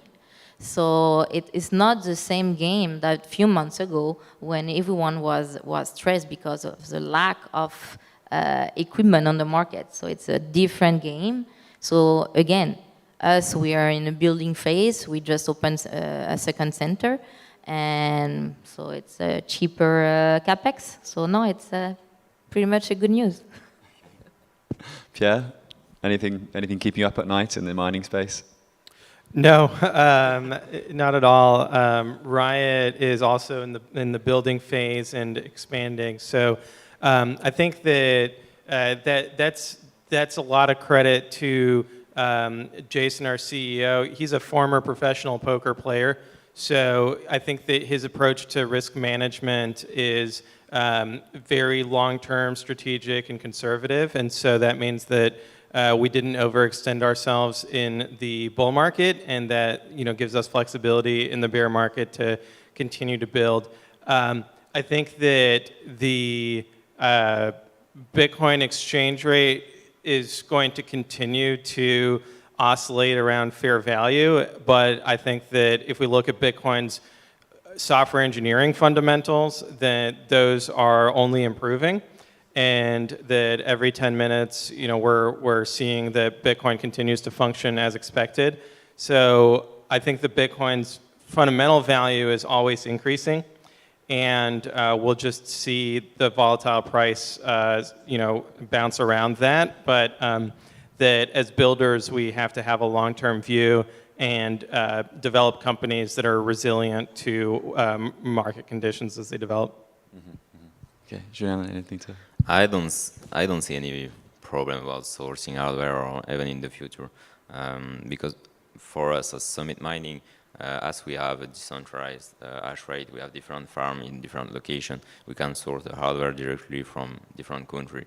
So, and the fact that hardware price is moving with Bitcoin price. The only thing about this is that I'm worried with the entry of Intel, which is doing a fixed price. It will be maybe a standard in the future to have a fixed price, and it won't maybe following the Bitcoin price. That's an interesting point. And with regards to, you mentioned decentralization there. Most anyone can run a node. Actually, let's see a show of hands. Who at home here runs a node, a Bitcoin node? Okay, that's pretty solid. For the YouTube, that was roughly half the room, a bit over half the room. Whereas when it comes to mining, who here mines Bitcoin at home? 1, 2, 3. Okay. So clearly, Bitcoin mining has gone the way of big companies, Riot and Sato, of course. You have these cathedrals of Bitcoin mines. Does that pose a risk to the decentralization of the network, one of these key priorities to Bitcoin? No, because we are both a great example. Riot is more in Texas, US, and we are in Canada. And I think different, even publicly listed company has some feet in different countries. And when we have to curtail during winter, Riot might have to curtail during summer. So we are all working together to secure the network, and yeah. I agree with that. And the proof of work plus difficulty adjustment mechanism that Satoshi, is really Satoshi's invention of creating this decentralized clock, is anti-fragile. And so you could take kind of the extreme example of one person solo mining on their laptop, and that would be totally fine. And the moment that they decide to censor a transaction, the transactor who is being censored would start putting a higher transaction fee, bidding up their transaction fee with RBF or child pays for parent, and in the mempool, which is the backlog of transactions waiting to get into the next block. And then another miner would come in, because ultimately one of the key properties about Bitcoin mining is that it is permissionless, it's open. Anybody can start mining Bitcoin at any time, and there's no way for the incumbents to prevent that from being the case. It is a very hyper-competitive industry. It's all, it's all open source, SHA-256 squared. There's no there's no gatekeeping. So I think that even if Bitcoin mining was hyper-centralized into one person's laptop, I still don't think that would be a problem, because ultimately it's open. So if that person is misbehaving, then lots of other people can start mining and balance out and include transactions in their blocks, and continue the consensus. So I really don't have a concern about industrial scale mining, and I also don't have a concern about when people talk about the long-term security of the Bitcoin network and what happens after the block subsidy. I think that the system is, Satoshi was a genius, and that it's anti-fragile. So yeah, I think that those concerns are overblown. Now, I think Riot is approximately 4% of the hash rate was the last estimate I heard. And so that just kind of also puts it into perspective that that's not, it's not 51%, right? So maybe one day, no, I'm kidding. So I don't think that there's a concern with centralization there. Okay. I don't see any reason to worry about, because as Pierre said, that if there is some kind of censorship, that another market, like a dark market for Bitcoin mining, will come and emerge. And if there is a lot of censorship from the government, that maybe it will be the comeback of the miner at home. So there is nothing to worry. Also, if we take the flaring gas on every methane capture or other way to produce electricity, this is always or mostly some little site from 1 to 3 megawatt. And it's all around the US and every country where there is oil well. So I don't see any future where the Bitcoin mining will be centralized. Okay. I'm going to have to change tact here. So I was recently in Madeira, and we managed to get a meeting with the Ministry of Energy. And this is a little anecdote before the question. And while in this meeting with the Ministry of Energy, we're explaining Bitcoin mining and the fact that Madeira would be a great place to do it because it's a real source for renewable energy. It's always sunny. It's quite windy there as well. And at the end of the meeting, the minister turns to us and goes, "Well, this is fantastic news, but how did you know?" And we were like, "How did you know what?" And he turns to us and goes, "Well, how did you know that Bitcoin was on Madeira?" And at that point, we were like, oh no, he thinks Bitcoin comes out the ground. He thinks Bitcoin mining is like a physical, you've got to go down, and he's ready to put his hard hat on. So to what extent is education one of the biggest barriers right now that you face when talking with, for example, ERCOT in Texas or Quebec? I'm not sure what the electricity board is, or France as well, sorry. Yeah, how's education? I think that there's education, but we do need to change the vocabulary. We got to stop using this word mining because it is misleading on so many levels. And if you go back to the Bitcoin white paper, really the words that Satoshi used was a distributed timestamp server. And so we've got to start using that language, which is actually descriptive of what we're doing. And stop misleading people with the mining terminology, because as you described, when we're in the industry, and I'm sure plenty of people here have been around Bitcoin for 5-10 years or whatever it is, you just take it for granted that, yeah, Bitcoin mining, that's just hashing in a data center. But you are in the less than 1% of the population that understands that. Everyone else thinks that Bitcoin mining is a physical process of mineral extraction. So we have to stop using that word mining and start talking about timestamping or timekeeping or something along those lines. And that way, the education, it just gets a lot easier.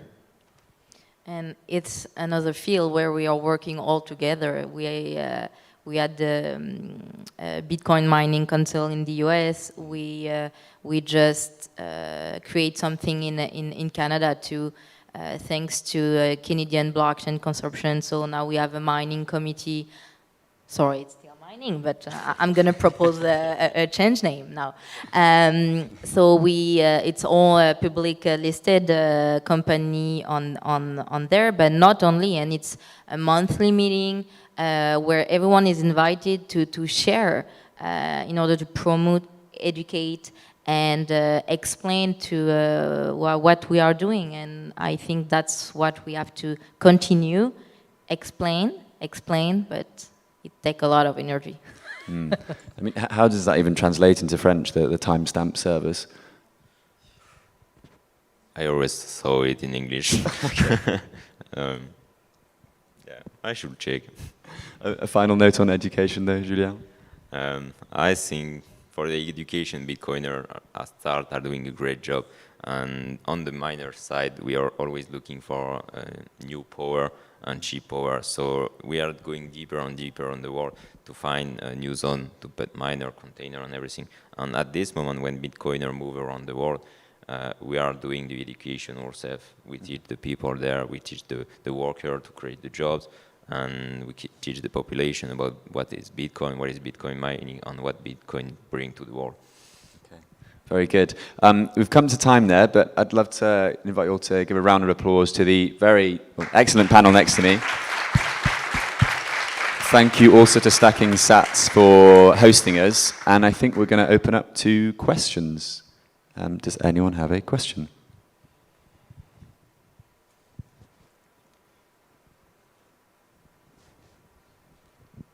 Hello everyone. Thanks for the speech. You mentioned Intel that just announced that they will enter the industry recently. Did your companies already made contracts, pre-contracts with them, so you could order their new stuff? No. Same, no. I didn't get the question. And how your companies welcome this new entrant? Yeah, I think it's a fantastic validation of the space. It shows that we're now operating at kind of the highest levels in the semiconductor industry, and it just reflects the tremendous maturity. And also, you know, the Bitcoin network settled $70 trillion worth of value over the past 12 months. So even though it feels like we're in a bear market, I would argue that we're still very much in a bull market, and Intel's announcement indicates that. And it's very young, I mean, a recent announcement. So for sure, we're gonna all look at the initiative and try to work together to continue this. So no, it's too young, maybe. But you know, in blockchain and mining, everything go very fast. So. Thanks for the talk. To advocate for mining at home, I know that maybe Block is working on a miner. And do you guys maybe see a future where potentially there are smaller miners that are not necessarily profitable, but people would run them at home to just kind of secure the network and be part of the consensus? Is that, you know, I mean, we all run routers, right, to access the internet. We don't make money on them. I would really like to see a lot of miners around the world mining at home. But for this, and I hope what is Jack doing, a small miner, for example, with a lower power consumption and a lower hash rate, only for the people who want to make a little amount of money and secure the network. That's a possibility in the future, yeah. Yeah, I would push back on the notion that a mining rig is securing the network. I really, you know, my view is based on the software engineering of the system that it is actually Bitcoin nodes that secure the network, and that all of the consensus is set by the Bitcoin nodes, and that the only functionality of a mining rig or of a hashing machine is to participate in the time-keeping, time-stamping. It's a very narrow part, and ultimately, miners serve the network, and they propose blocks to, or mining pools propose blocks to the network. But you know, running a Bitcoin node at home is much more impactful than running a mining rig at home. That's fair. And regarding profitability, it's very difficult for traditional financial analysts to understand how we do financial reporting.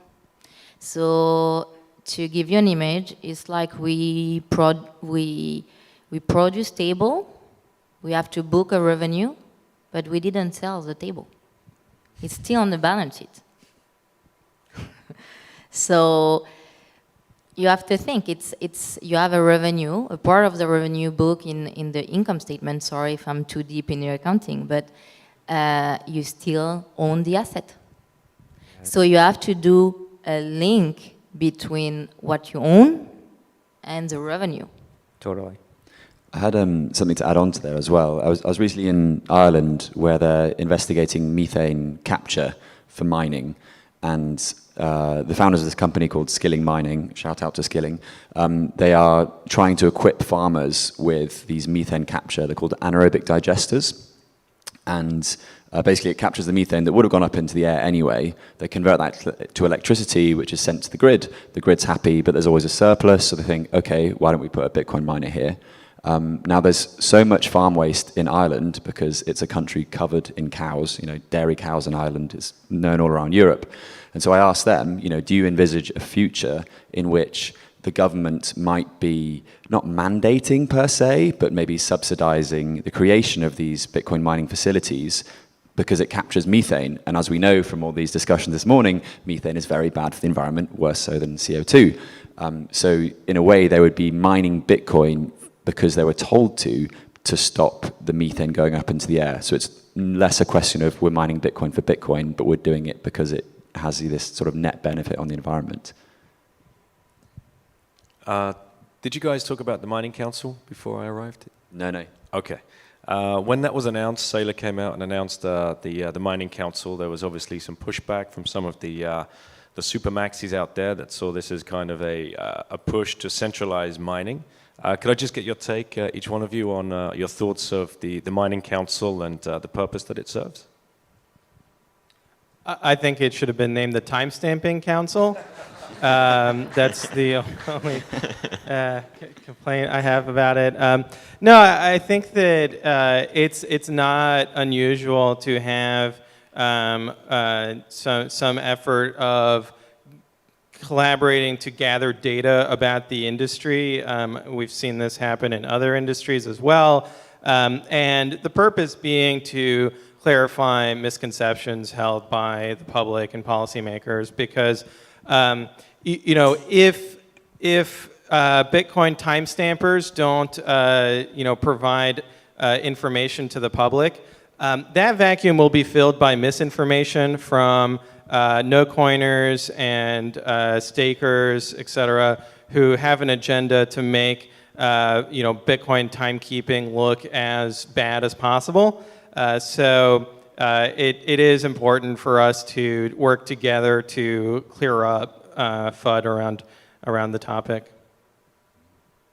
Anyone else on the panel? Bitcoin Mining Council, good or bad? Or sorry, Bitcoin Timestamping Council, good or bad? Thank you. Yes. Pierre is really trying to start the revolution directly. Yeah. My preferred nouns are timestamping, timestamper.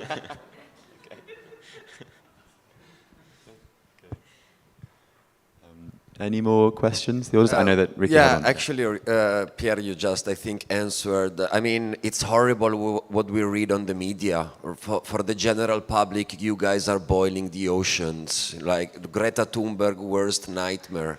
I think you here represent huge companies and you have also economic power. I think we need you to do more in terms of communicate outside the benefits for the environment. I don't know, maybe buying space in the newspapers or work on some sort of documentaries.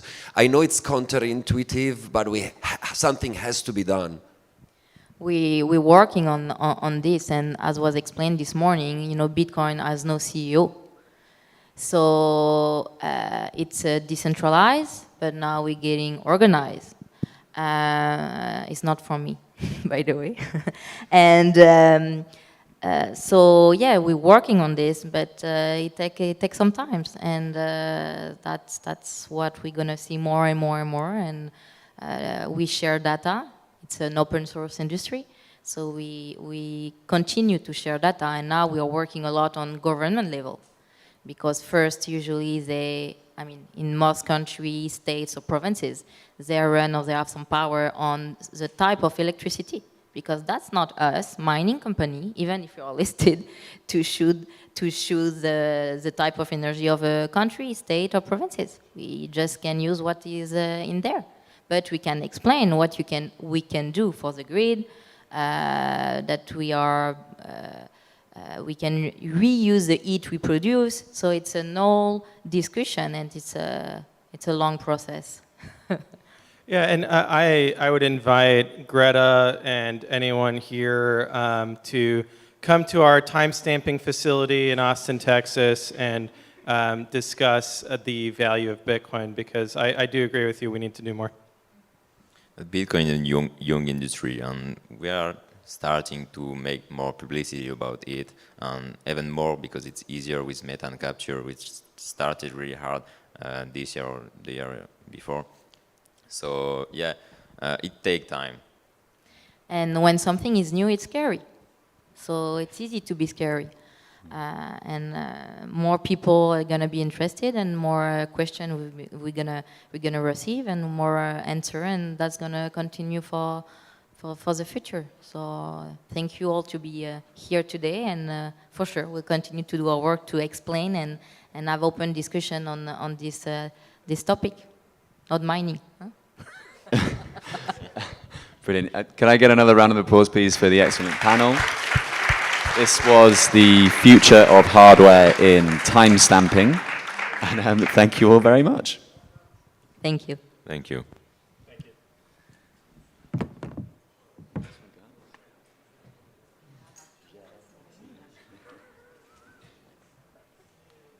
Nice work there. Thank you. That was great. Thank you for doing this. Thanks very much for participating. It was a pleasure. All right, let's get it trending. Time stamping.